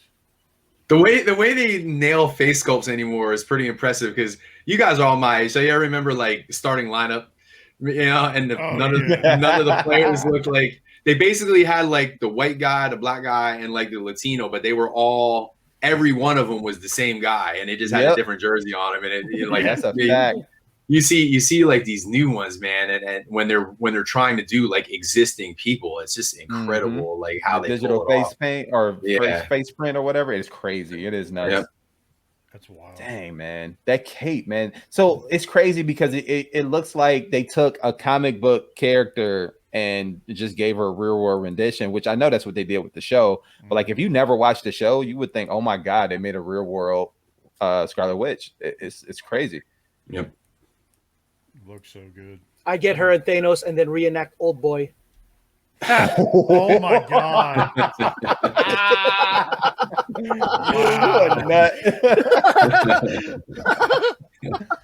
Dang, man, that looks good. That looks good. God.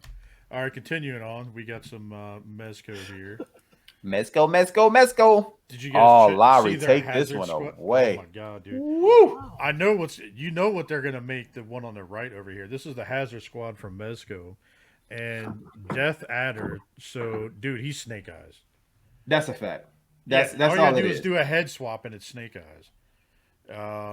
And they put a snake head on him. They knew what they were doing. Oh yeah, they're definitely gonna do that. I know. What is this? Ulysses. Oh man, Ulysses Claw. Jesus. That's who it is. It's Claw. Dude, yeah, they're definitely gonna do that with him. That'd be kind of interesting. And then this here, what is that? Was it Dippodamus? Oh, yeah, but who would he be? Don't know. Are they gonna get into Ninja Turtles? Because they'll make a Splinter out of that shit. I don't know. I don't know. I mean, if they dump this one, I'll probably pick this one up because I've already got a Snake Eyes head. So I mean, all I have to do is swap it out. Yeah, I'd love to see what you do with that one there, especially. Well, the only thing is though, if they got the license, they got a Snake Eyes and a Storm Shadow coming eventually. So you have to see what that role's like. It may be a waste of money if you do it, but I'm sure you can flip it on the back end. All right, so continuing on here, let's go to the next shit. All right, so we got. Come on, there we go. So X-Transbots, Galvatron. What do you guys think of this? I'm gonna go last. I think he looks really good, but I just feel like, I don't know. Once Fans Toys kind of crushes one out of the park, it's almost, it's hard.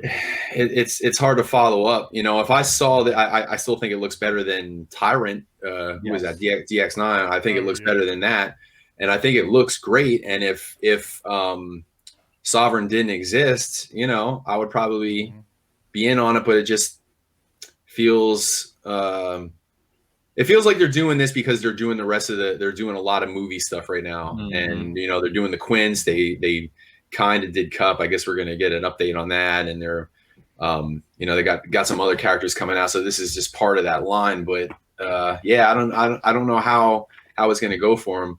But regardless of whether or not I'm gonna get it or not, like, I think it's a pretty good looking figure and a pretty good looking alt mode. I think the cannon looks a little large to me for this, but that's just me though. The rear end looks better than some of the other ones that they put out. You all about that rear end, buddy. That makes four of us. Yeah. Right. Yeah, see, like the cannon, it's like, I don't know, it looks a little bigger. On the arm it does. It looks a little wider than it does long. Yeah. I can see that. Now that you mentioned it. What's wrong with that? Legend scale, baby. Legend scale. What's wrong with that? I mean, I think it looks good. I mean, it's a render, right? So we can't get too happy about it just yet. Right. The thing about X-Transbots is their Elagos did not look that great. I mean, it was cool when it came out, right? Because you finally had a masterpiece scale Cyclonus, but when Fans Toys came out with theirs, you realize this is a kid's toy. It was kid designed. However, this is designed a lot better as far as the aesthetic. It looks closer to Galvatron right off the tune. I am interested to see what it looks like because I do need an alt mode. I'm not paying the sovereign price for this for another sovereign just to be in an alt mode. Are you just getting this for alt mode? You already have the other one, right? I got sovereign, so I just need this for alt mode. But I think the back cleans up well. I hope it has an ab crunch. I do like what they did with the gears. It looked like it has covers over the treads for the feet. So that part is pretty cool. So I'm interested to check it out, man. I just don't want it to be $280, which X-Transbots has decided, well, since Fans Toys can charge this much, we can too, and then forgot that their quality still sucks. So we'll see. Oh yeah. Well, continue on. The only thing good that they did was the record, the what's that, the Junkions. Oh yeah. Yeah, the Junkions are solid. Oh yeah, they're pretty decent. They were on a pretty good run for a while. I think recent stuff. I know people have problems with the trailer and the price of the trailer for that matter, and Lock sucked.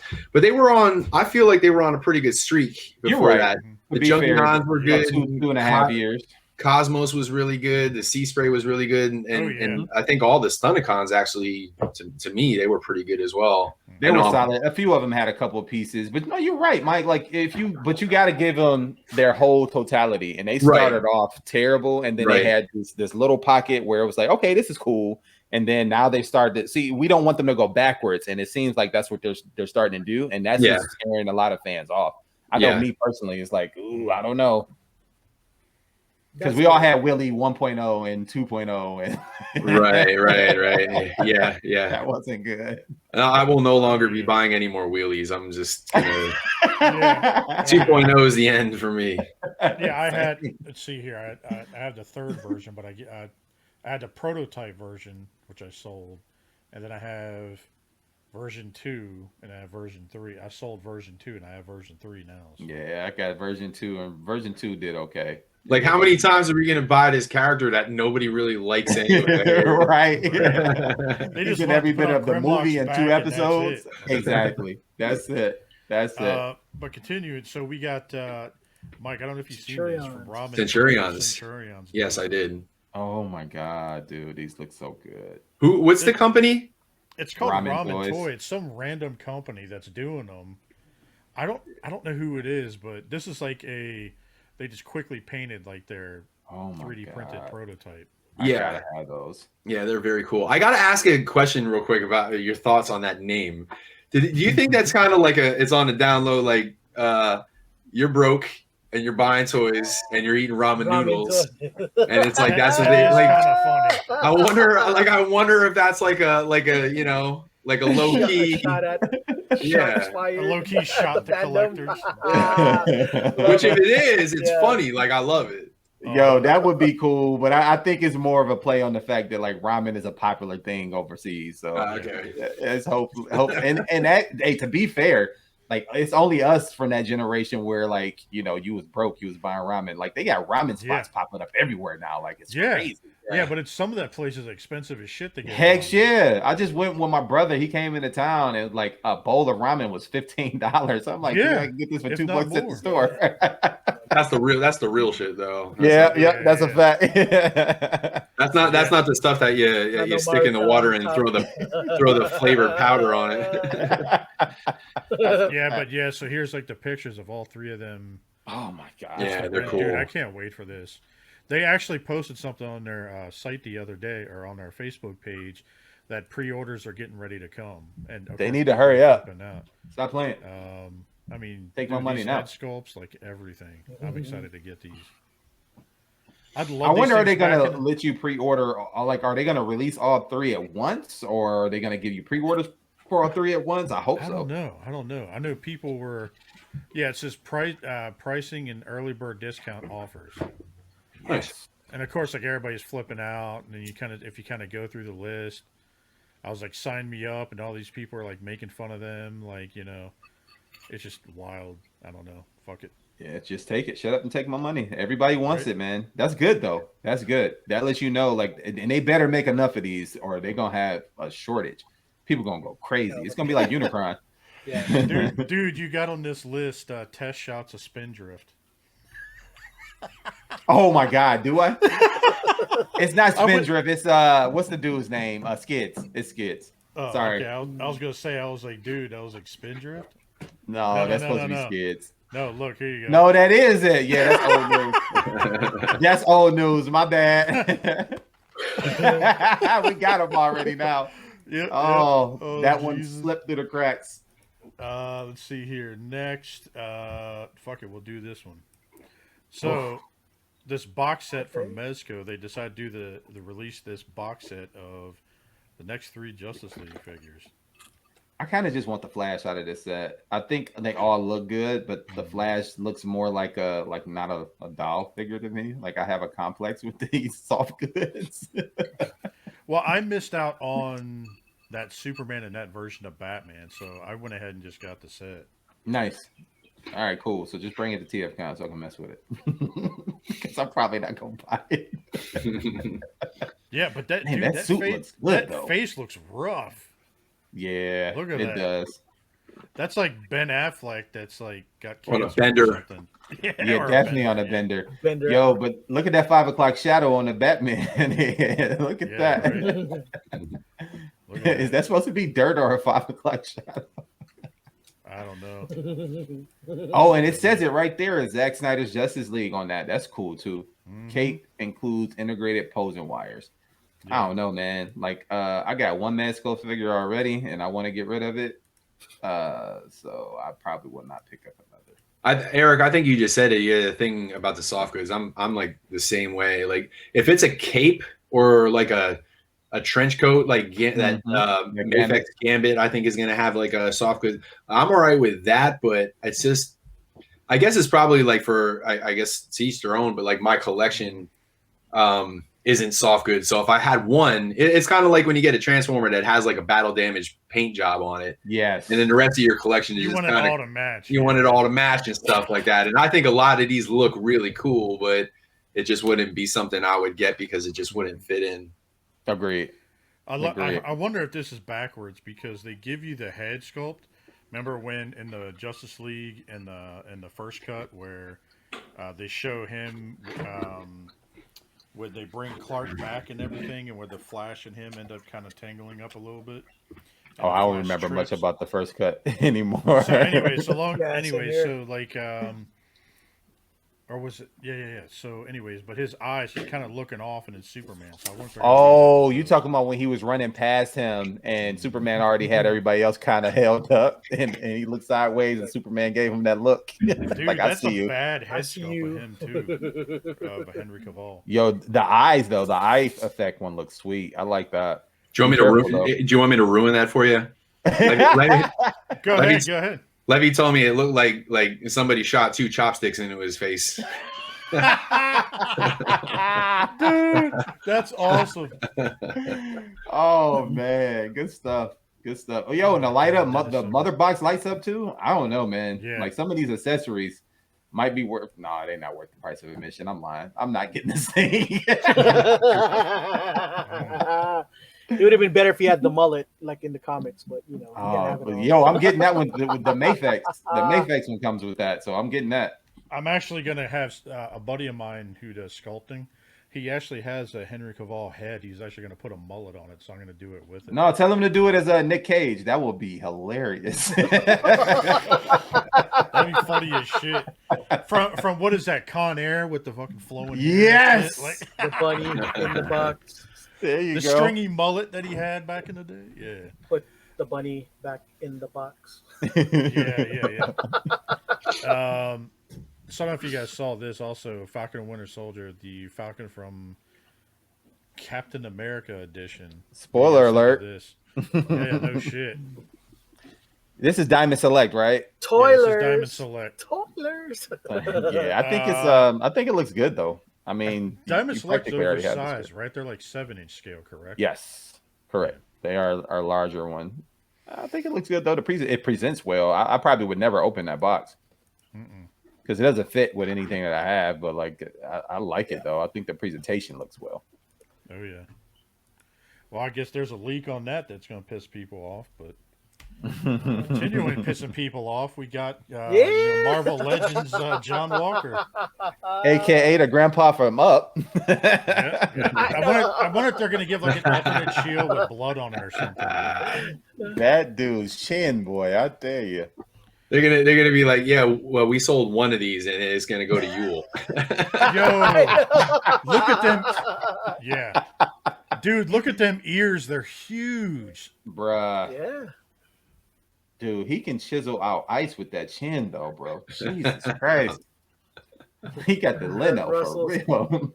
You know how many people are going to paint that shield out to have blood on it? Yeah, that'll be a cool little custom. I mean, as a Marvel Legends figure goes, man, it's not a bad looking figure. I mean, it does at some angles. It kind of does look like him. Yeah, it looks cool. It looks pretty cool. Yeah, them ears, dude. I can't get past them. You got basic cable on those things, man.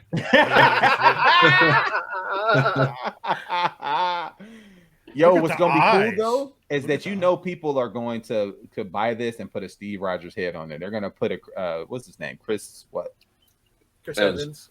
Evans. There you go. I always mix his name up with Pine all the time, every time. But Chris Evans, somebody's gonna put a Chris Evans head on this. Watch. That'd be funny if someone put a Chris Pine on there just to fuck with people. from the Wonder Woman DC line. Mm-hmm. Look at that, dude. That's a nice presentation too. The head he's just him. It is what it is. But like, that's a nice presentation. That's a nice box.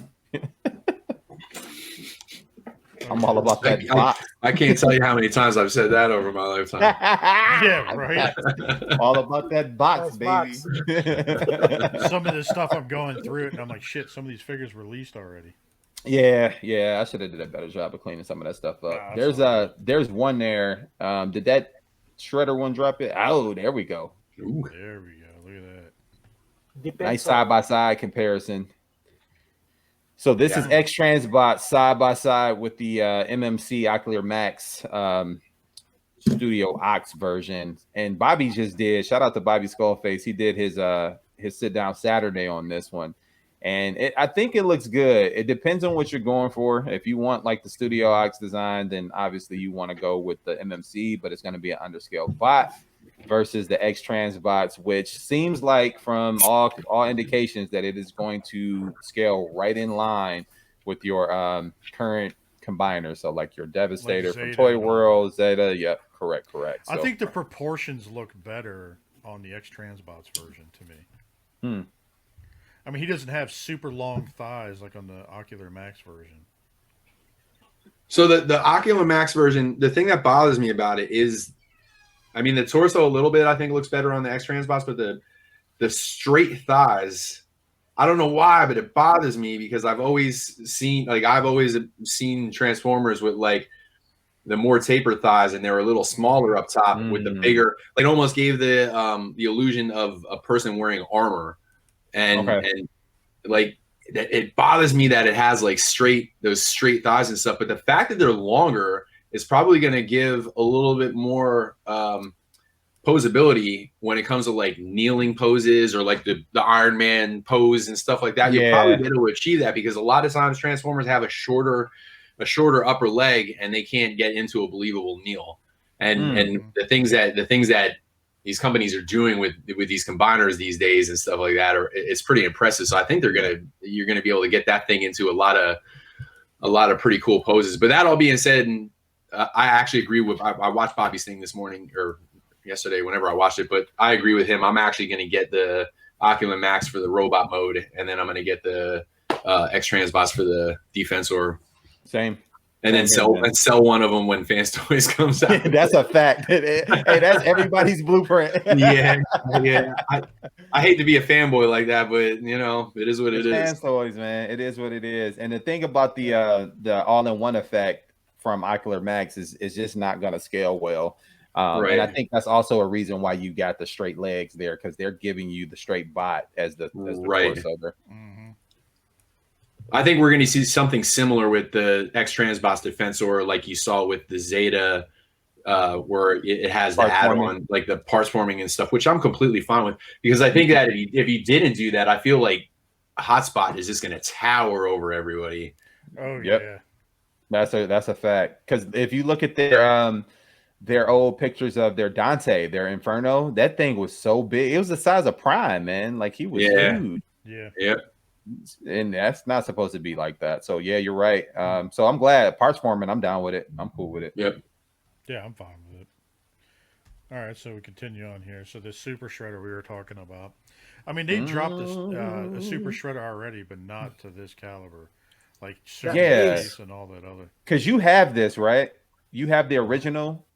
So what's the difference in the this Shadow one? version? I don't know what the difference is. They haven't really talked about it. Okay, but that face sculpt looks dope. I'm guessing what they're gonna do is it's gonna have the revised paint edition one, and then have this new head. Where it's and I wonder if this head is going to be on the Super Shredder, or if they're going to include a head that goes with your regular Shredder to put it with it. Oh yeah, I know what you're talking about. So, the movie line, the original movie line one. Yeah, that's dope. So I don't know. We'll see. It's a coming though. It's a coming. Just make sure you give it a bath first, because with NECA you might break a joint. Money cannot buy the honor that you have achieved. Well, that's all right. I got the what is it? The Shadow Super Shredder, and dude, that came in with the knee joint backwards. God, dog it, man. Jesus. Yeah, I was like, he could pose right on the one way, but he looked like a fucking chicken with the other one. You can't win for losing with that stuff, man. Yeah. Luckily, I took a hairdryer to that mother, and 5 minutes later, I swapped the knee joint around. But nice, man, I was nervous as hell. I would have been too. Man, that thing wasn't cheap. Woo! That looks good. What do you think of this? Yeah, he does. He looks good. He looks just as good as the Stunticons did. Agreed. Yeah. Agreed. And he has ab crunch. You can tell he has ab crunch, which is good. So I mean, they're good under that. But one thing that is, you can tell, like, it's like cookie cutter is those feet. It looks like those feet are shared with a couple other bots that they've already put out. Yeah. Wild Rider. Got Wild Rider feet. Yep. Wild Rider. That's it. The ab crunch is kind of becoming ab crunch is almost becoming like an expectation. It used to be a bonus, but I think these days it's starting to become an expectation. Yep. Yeah, I agree. And Fans Toys needs to catch up with that. Yeah. Yep. Looks good. I hope they have a fourth party version of the helicopter that they did for was that Combiner Wars? Alpha Bravo. Alpha Bravo. Yeah, they need to do an Alpha Bravo. Because I need to replace the motorcycle. It's just ridiculous to have a motorcycle as a leg or something. Really? I like it. I dig it. I mean, it's Venusaur. I mean, Defensor. I mean, he was a crappy combiner to begin with. So shout out to Hasbro Pulse. Yes. Yeah, this is slick. Dude. I like this. Dude, that I like that paint scheme. Mm-hmm. Now, I couldn't tell if this was a render or an actual prototype. This looks as like clean render. as it was. It's dope, I think it's it does say digital render right there. Duh, if you just read Eric. Nobody on the internet reads, man. You know. That's a fact. Yo, that Black Zarek looks dope, man. Yeah. I pre-bought the Black Rarichi. Am I pronouncing that right? The Black Rarichi with a little the fast track or whatever. Yeah. I pre-bought that, hoping that, like, at some point they were going to do this. So I'm definitely happy to see this. I wish they would go back and do Metro Titan out of Metroplex, but they haven't gotten around to that yet. But I'm psyched to see the Japanese stuff. They made what was the other one for Fortress Max? Grand Max. Yeah. Yeah, I like it. I'm glad they're doing it. Yeah, man. It's interesting how they're doing the ankles. You see that down here? Mm-hmm. Yeah, it's crazy because I don't have a Scorponok. I might need to pick this up. I got all the other ones. I need to get this. Scorponok's cool, man. Yeah, he's a good looking figure. Like I'm cool. I have an MP collection, but I've been cool with the Hasbro mainline as like the Titans. I'm all right with that. I think they've been doing the trick. I've been getting the Titans for all the legend shit, so I can just put all that together. That's what I've been. They work for either. Yeah. I put because I got Omega Supreme as the Fans Toys one, so I don't need that. But I have all the other Titans. Yeah, including what's the Tripticon.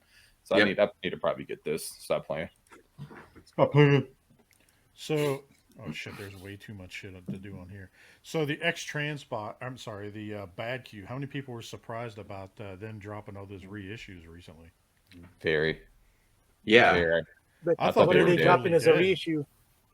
I don't know if you guys remember this or not, but they talked about reissuing the Insecticons after we thought they were dead for a while, and then it went silent again. So this is actually the second time that they're kind of coming around, you know, and you know, they put out some cool stuff. I know they were a little bit of a pain in the ass to transform, but you know, they were definitely an important piece of third-party history in the grand scheme of things. So I wouldn't mind seeing them come back around, especially because with MP, you know, the herd is thinning. You know, there was so many companies, and now we're down to like 3 or 4 companies that are really putting this stuff out. So it wouldn't be bad to have another player, you know, on the field again.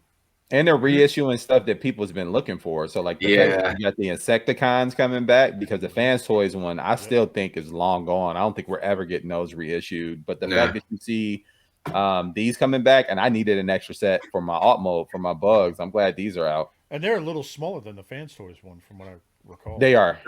Just here, yeah, they are. But they work great for the alt modes. I mean, who cares about the size on alt modes? Well, it's like if you want an army build, just buy like 2 more sets of those and you're good. Yeah, see, I don't want the Insecticon. What was that? I forgot the name of that episode, but when they were swarming the whole cornfields and all that. I don't with Jetfire, Yeah, I don't need that. you need like 35 sets. Yeah. I'll do 2 sets. I'm good. Shoot, there's a guy online that posted he was trying to recreate that scene, and he had 3 sets of the Fans Toys, 3 sets of the Bad Cubes, and like the G1 sets. I think he had like 6 G1 sets, and they were I'm like, bro, like, first of all, that's a lot of money you sitting on. So let's get rid of some of that. Shit. But dude, like, that's a lot, man. Like, where do you put all that at? He just had them on a table, just taking a picture of them. So I can't imagine what his display looks like. He's probably an exterminator. Yeah. That'd be funny as shit. Good call. Good stuff. What's next, Lowry? All right, so let's see here. I don't know if you guys want to. Do you want to get into the PulseCon stuff? Sure. I mean, it's hot on the heels. All right, fuck it. Why not? Yes. So they ended up revealing that Domino and Cannonball, he's actually going to have his legs. Have some legs, nice. Well, it was kind of funny. Did you guys watch his live at all? I did not. I was at work. So it was me and a bunch of people were watching it live. And Saturday, when they were talking about all this, about you could win, you do hashtag Sentinel, whatever, you can win it. And so, like, I was talking shit in the chat here and there, like, you know, just messing around. I got banned from the chat. You got banned from the live chat? What'd you do? So, like, it was funny. So, like, they were all, like, all the guys were egging me on, you know, like, what was it, Brian Brink and, like, Jose and everybody were all in there. Of course, EE was there. He was egging me on. Oh, I'm sure he was. Hammering everybody. And so we were sitting there, and the one guy popped on. I can't remember the guy's name. And I was like, dude, when does your album come out? And he's like, what are you talking about? I was like, Moby. And the one guy with the glasses that was bald, like, dude, he got mad as hell. Oh, no. And then there was something else. Like, and the funny thing was, like, I was joking around the whole episode.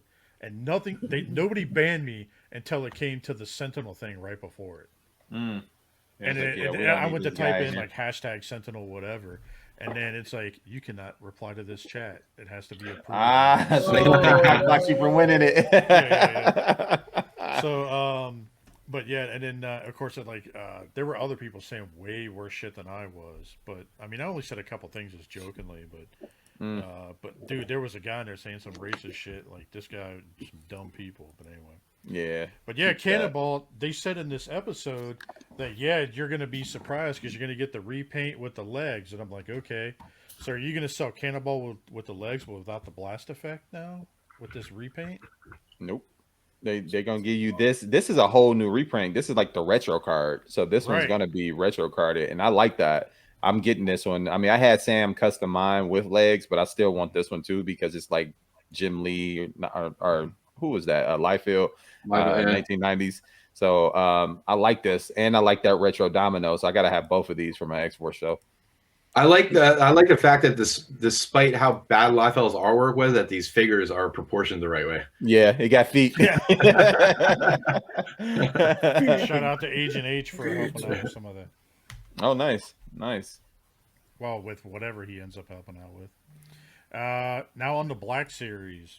What'd you guys think of these? Oh, that's dope. Bad Batch, baby. I can't wait till the show drops. Oh, these guys seem like so much fun. Man. Yeah, it's no, it's supposed to drop this summer. I thought it was like the beginning of the summer. Yep. Yeah, okay. Which is probably 2 months ago anyway. This is cool though, man. I like the Black Series look. Q9.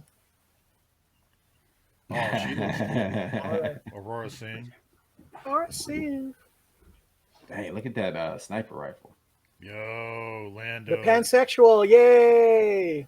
Yeah, and this is okay, Return of the Jedi. Nice. Yo, that cape looks soft goods. Yeah, it is. Look at that. Dang. All right, I see you, Dude, Black I'd Series. laugh if they gave him like a couple cape options or something, a couple different colors.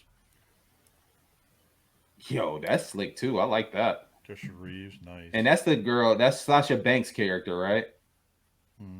From The Mandalorian. Yeah, that's that one's probably gonna fly off the shelves too. Okay. I mean, at least give her. It's already her sold head out sculpt, at this website. I can believe it, but put her head sculpt on there. They did the same. They did that with Bo-Katan. Why not Sasha Banks? She don't get no love. Probably gonna ask too much money for it. She does. Or She does have a reissue it.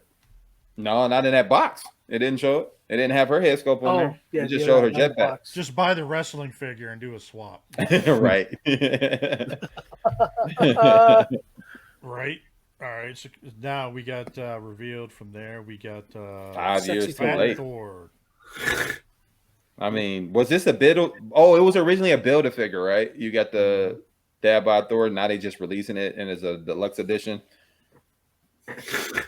Still late. I don't know. Like, I don't know, man. Like, I got the figure arts one and it works for what I needed to do.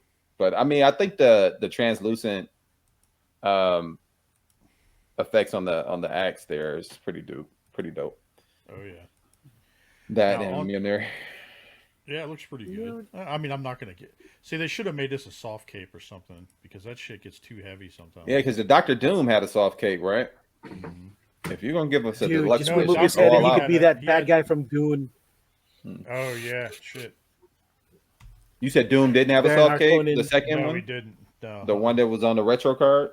No, mine didn't have one. It was dang. That's why. But my personal favorite, so yes, the Iron Man figures. I am Iron Man. Remember that show? That's the one that one's from. That's pretty cool. I watch that from time to time with my girls. Oh, somebody save me that soundbite for a ringtone. I'll see if I can snip it out. What is it? About 2:21. I'll remember that. Oh man. This is coming back on me. Let's go, Riri Williams. Let's go. Why did they give her the pink suit? Because on the show she's gonna have a red suit. Yeah. On the show, she's gonna have it's gonna look very similar to Tony's. That's an interesting like the suit head sculpt. Yo, she will headbutt the heck out of you, bro. she'll tear your head open. Jesus. Hopefully, I like it though. Big ass forehead underneath there too. Yo, these all look really, really good. They look really, really good. Dude, I pre-ordered this with the quickness. I really wanted this. Yeah, just that's so I could sweet. have with some of my. I like it. Look at that Ultron. And that's the retro Ultron. Yep. Nice. It'll probably move better than the figure art version. It's got to, dude, because that thing is terrible. Wasted all that money on that thing. What do you think of this? It looks good. That's the Wrath Guard, right?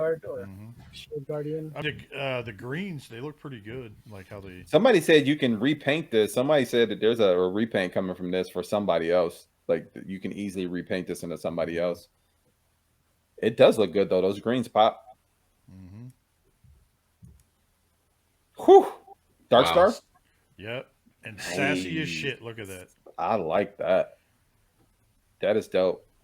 This looks like it looks like she's they took she's the best part of that line. Oh yeah, I agree, Yul. I agree. She looked like she's about to wreck somebody. Look at that face.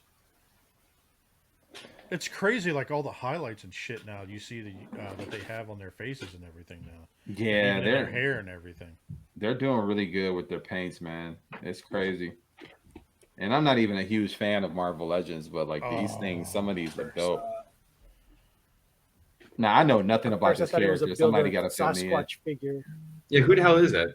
Yeah, who's this guy? Major. I think he's one of the Russian yeah, characters. Ursa Major, I believe. Okay. Russian, I recognize the name now that you're saying it. Yeah. So did you guys ever see that B movie called The Guardians? Somebody put this I have it. Yeah, the Russian movie. Dude, yeah. They put this film, side by dude. side with it, man. So I wonder, is there some type of lore that they're just all pulling for him in Russia with their superheroes? Yeah, bears. It'll be interesting. Like I'm tempted to buy that just to put a werewolf head on it, just to like kind of change it up a little bit. Rise from your grave. Oh, Ultra Beast, yes!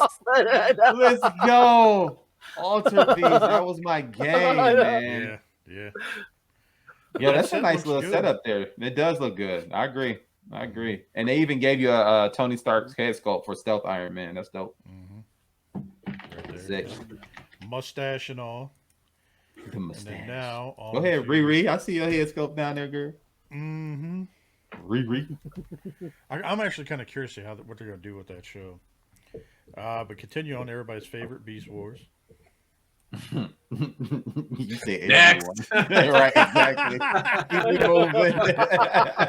So, I do want that Rodimus, though. That Rodimus, dude, that shit sold out quicker than hell. Yeah. On the premium. Like, as soon as it went up, it went out. Like, it was crazy.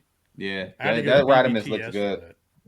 It looks good in robot mode. I will say the car mode is not that good looking, especially as a huge Rodimus fan. That Trax looks dope though. Yeah. That Rodimus, is it going to turn into Hot Rod and Rodimus? Did they do no, just Rodimus by itself? No, it's just going to be Rodimus because they already have a Hot Rod. Yeah, right now, so. Okay. Yeah, he looks good.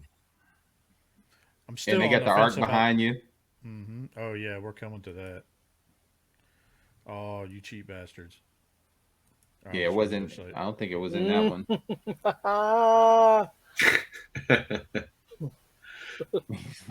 You cheap Scroll. They got a lot of good stuff that they revealed there, man. I kind of want that eye from the Doctor Strange lines. Yeah. Oh, dude, don't get me started on that one. Yeah, my Transformers do not convert, you idiots. What was that about? Optimus Prime, convert. I'm getting it.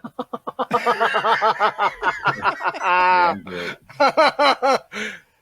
I'm good. If only there was another word to describe when something changes from one thing to another. Aha!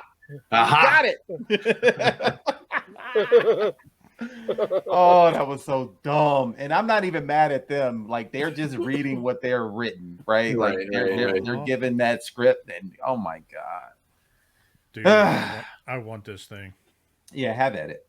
Did they update the sculpts? 700, right? Because I remember seeing this thing going around like years ago. Did they update the sculpts? It was. They did. They updated it. So not only that, the same company that I guess they bought the rights to, or whoever's making it. Yeah. They also did a Scrapper, which was their first one. Then I remember seeing that too. Yeah. They did a Hound, but it had a jazz voice in it, which was kind of funny. That's weird. Ultra weird. They had an Optimus that they showed, which was very similar to this. That's the one I remember. Yeah. And then supposedly they may be doing a Megatron too. So. Oh my god. As a tank, I'm sure. A tank, yeah, I would imagine. Probably, yeah. The gun days are over. Yeah, unfortunately. I could just imagine them selling the one with the gun, like transform, like, oh yeah, you're going to jail. No. You mean convert, sir? Yeah. Convert. This is so stupid. Convert. Optimus Prime, convert. No. Dude, it was kind of weird. So, like on some of the videos, people said convert, and it would do that. Some people would say transform, and it would transform. No, I didn't even watch it long enough to get to that point. They lost me at that point. Yeah, but just the fact that you can hook that up to your phone and do all the other bullshit. That's sweet though. Yeah. Is there any reason why they shy away from transform? Like, is there a reason for that? I don't know. No. I mean, because it's transform is in everywhere. Like even in their instructions, when you open up something, it says how to transform it. Like this was just. I think it was just an oversight. Like maybe they couldn't get transformed to. Yeah, go ahead, Lowry. I think you about to say what I was about to say. Dude, maybe the people from was it Black Mamba's like, fuck you, we're gonna patent the word transform. No, I wasn't gonna say that, but that is funny. I'm just kidding. No, what I was gonna say is that maybe the translation, like trying to get it to actually do transform, saying transform probably just gave them too many issues when they're trying to get it to transform. So they use convert. I don't know. Like I saw different people different ways, but anyway. But it's so dumb. But have fun with it though, Lowry. I hope you enjoy it because what was that thing like $700? Yeah. Sheesh. Super baller status. Yo, that's Unicron money. Well, at the time I couldn't get Unicron because of the cancer shit and everything last year. Fair enough. So this year, dude, that thing drops the week of my birthday. So. Oh, okay. Happy birthday to you. Yeah. And well, it's August, so but it's still a little ways away. Hey, we'll get to see it. We'll get to see it.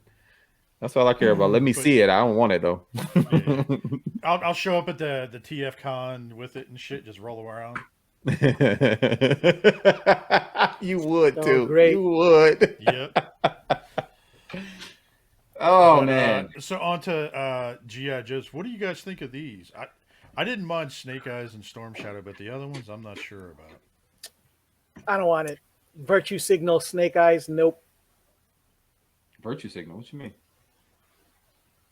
Snake Eyes is supposed to be a white dude, not an Asian guy, man. I'm not down with that at all. Oh, that's right. Yeah. Yeah. But didn't they change that lore like years ago in Renegades? All I know is that Larry Hama, an Asian guy who created all of this stuff, I don't understand why they made him a white guy on purpose, and then for whatever reason it wasn't enough that an Asian guy created it. Dude, they got Benny Hill. Like, what the fuck? Exactly. I every time I kind of like went through my news feed, if something from one of the G.I. Joe groups came through over the last couple of days, it's been people either bitching about Snake Eyes being an Asian dude and not a white guy, or vice versa, people bitching about the people bitching. Yeah, I can believe it. Dude, this looks like Michael Fassbender as Storm Shadow. I can't unsee that now. Yeah. Perfection. Perfection. Yeah, right. Yo, I do want that Storm Shadow, but I do feel like his outfit is too cream. They should have done something a little different, but you can tell they're still trying to give you the same feel of what the original G.I. Joe movies had him as. Ooh la la. Yeah, I like that too. The Lisa Loeb edition of it doesn't look bad. I'm not going to get any of them except that one. I'll probably have to, like, Vanessa has this Baroness collection now, obviously. You got to. You're obligated. Yeah, obligated. Yeah. And it looks good though. I do like that. I just wish they would have bent that knee differently. Oh yeah, it's weird.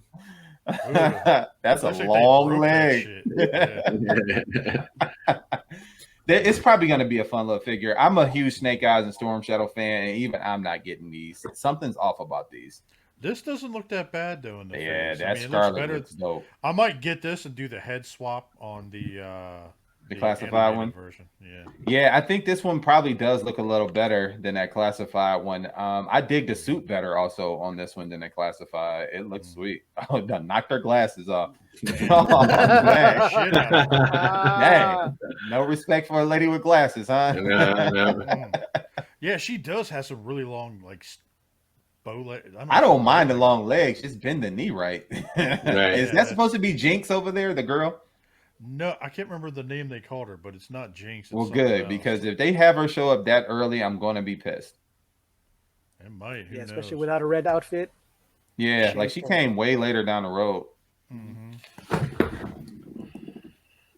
Dang, yeah, that is a good point, Yul. I mean, if you're gonna stick to the origins, stick to the origins. But I thought they changed the continuity on that several years back for the mainline stuff, like not in the comic stuff.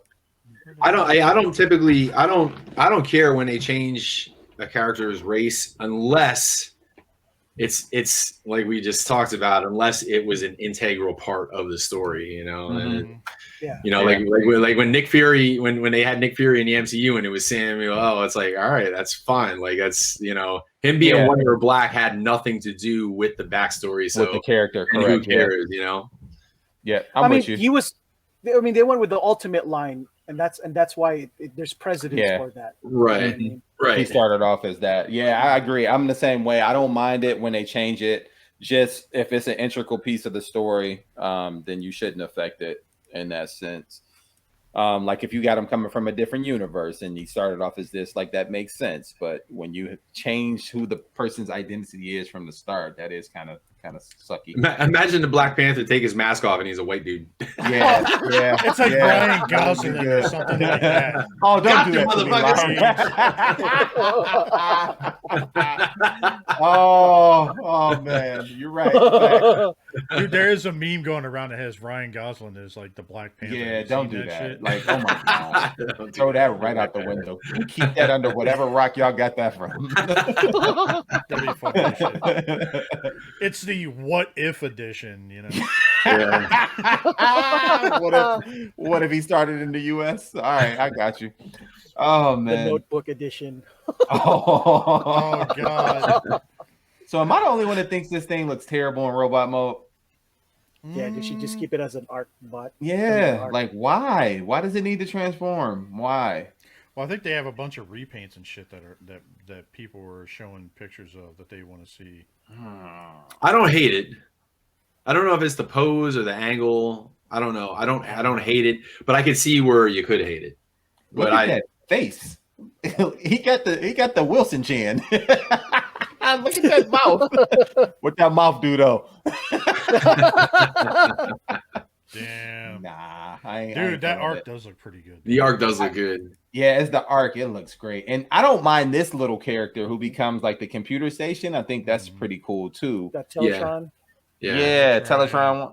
Yeah, I like that. Teletron. That character Mainframe, he was actually an Action Master. Yeah, he was the same name, and they actually he doesn't have the same colors because he was originally red, white, and blue. But if you look at the character side by side, the sculpt is very, very similar.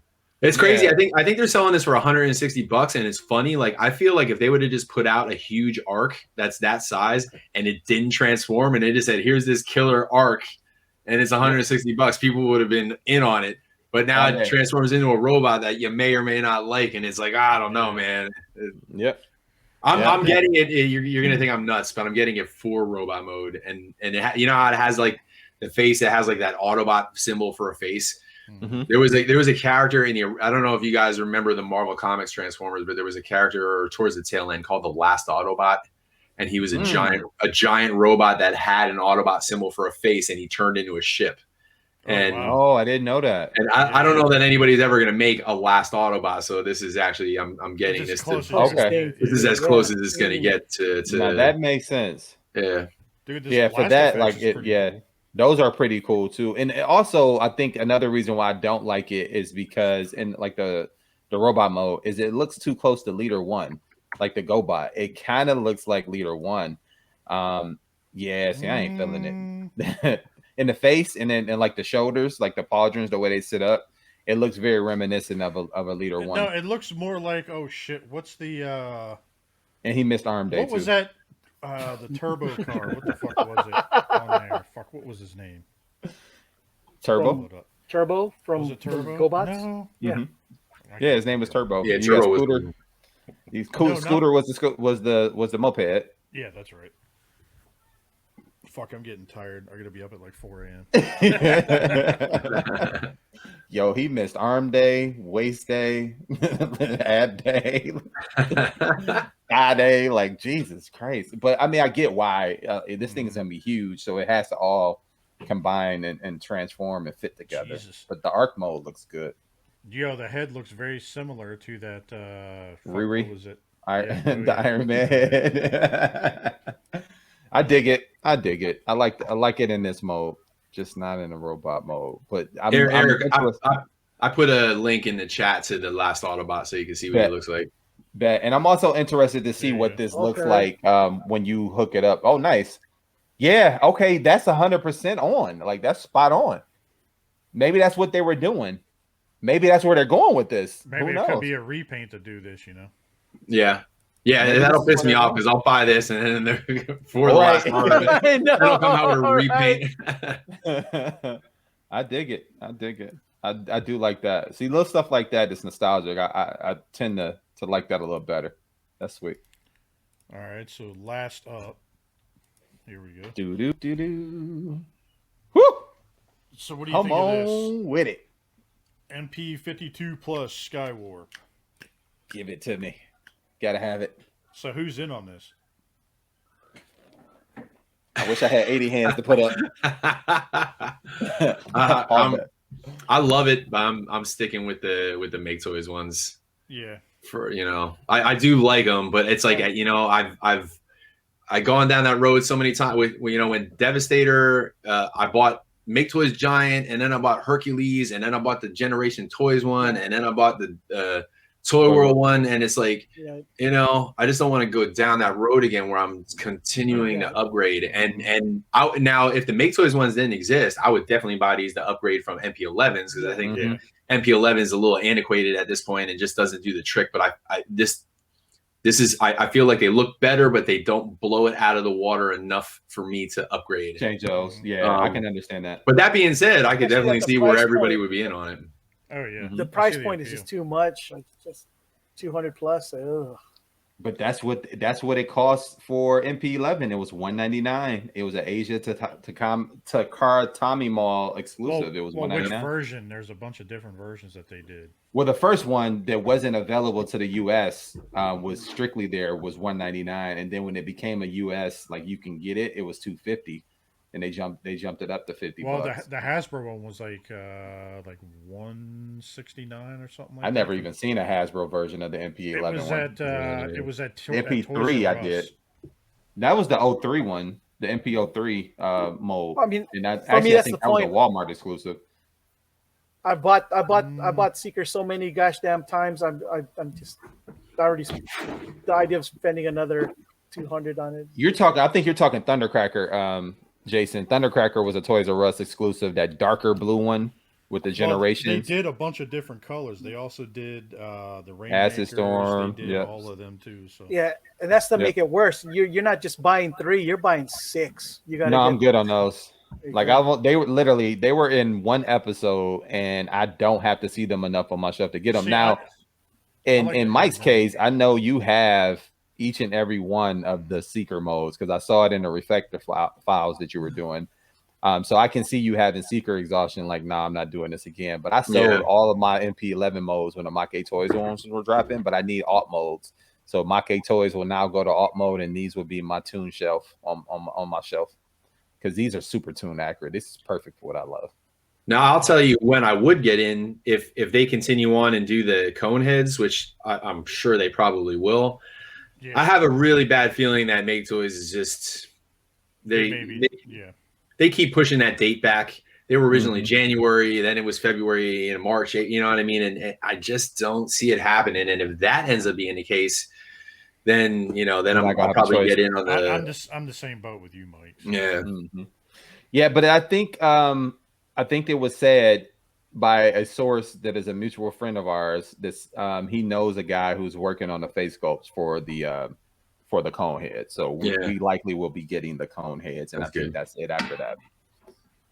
That's it after that. So those damn headmasters. I know. Man. I want them headmasters. Man. Me too. And I saw them like they were at the TCP booth a couple TF cons, and they were nice looking. And it's like rest in the first year that they had all the other ones. It's like let's get it done, man. Jeez. Finally, come on, man. Stop teasing me. Dude, why does that face look like he's about to have a stroke or something? You see He got them pucky lips. he tried to give you a kiss. He got that droopy lip like he's having a stroke. It's tragic because these things look great and I just can't anymore. This is if you actually look at the Cyclonus, it has the same lips, and that actually will end that debate. Woo! You heard it here first, folks. You heard it here. Skywarp and Cyclonus. Put it in the books. Love it. They look good, man. I can't wait. I've already pre-ordered it. Put a deposit down. Let's go. It's time. Sure. I got all three. I mean, of I'll these probably coming. put it on pre-order just as a precaution, and then if I decide, You better hurry up because I'm sure the Thundercracker sold out quick. And this one I think is more popular than Thundercracker, if you ask me, for like people's looks and aesthetics. But is that it? Yep. All right, guys. Well, that's a good place to wrap it up. So let's get ready to go around StreamYard, get some shout outs, some where you at, and then let's call it a wrap. Let's start with our special guest, Mr. Mike Kingcaid. Well, all I got to say is thank you for having me on. No bullshit. You three guys are three of my favorites from the community. I appreciate that. I'm glad to have met you all, and it was a good time hanging out with you. And I'm really looking forward to, shaking your hand or hugging you or whatever it is that we're gonna do post COVID. Maybe whatever the protocol. Yeah, maybe we'll just like kick feet like Kid and Play. I guess. Yeah. But yeah. It'll be good to see everybody again. So yeah, thanks again for having me on. I appreciate it. And where can they find you?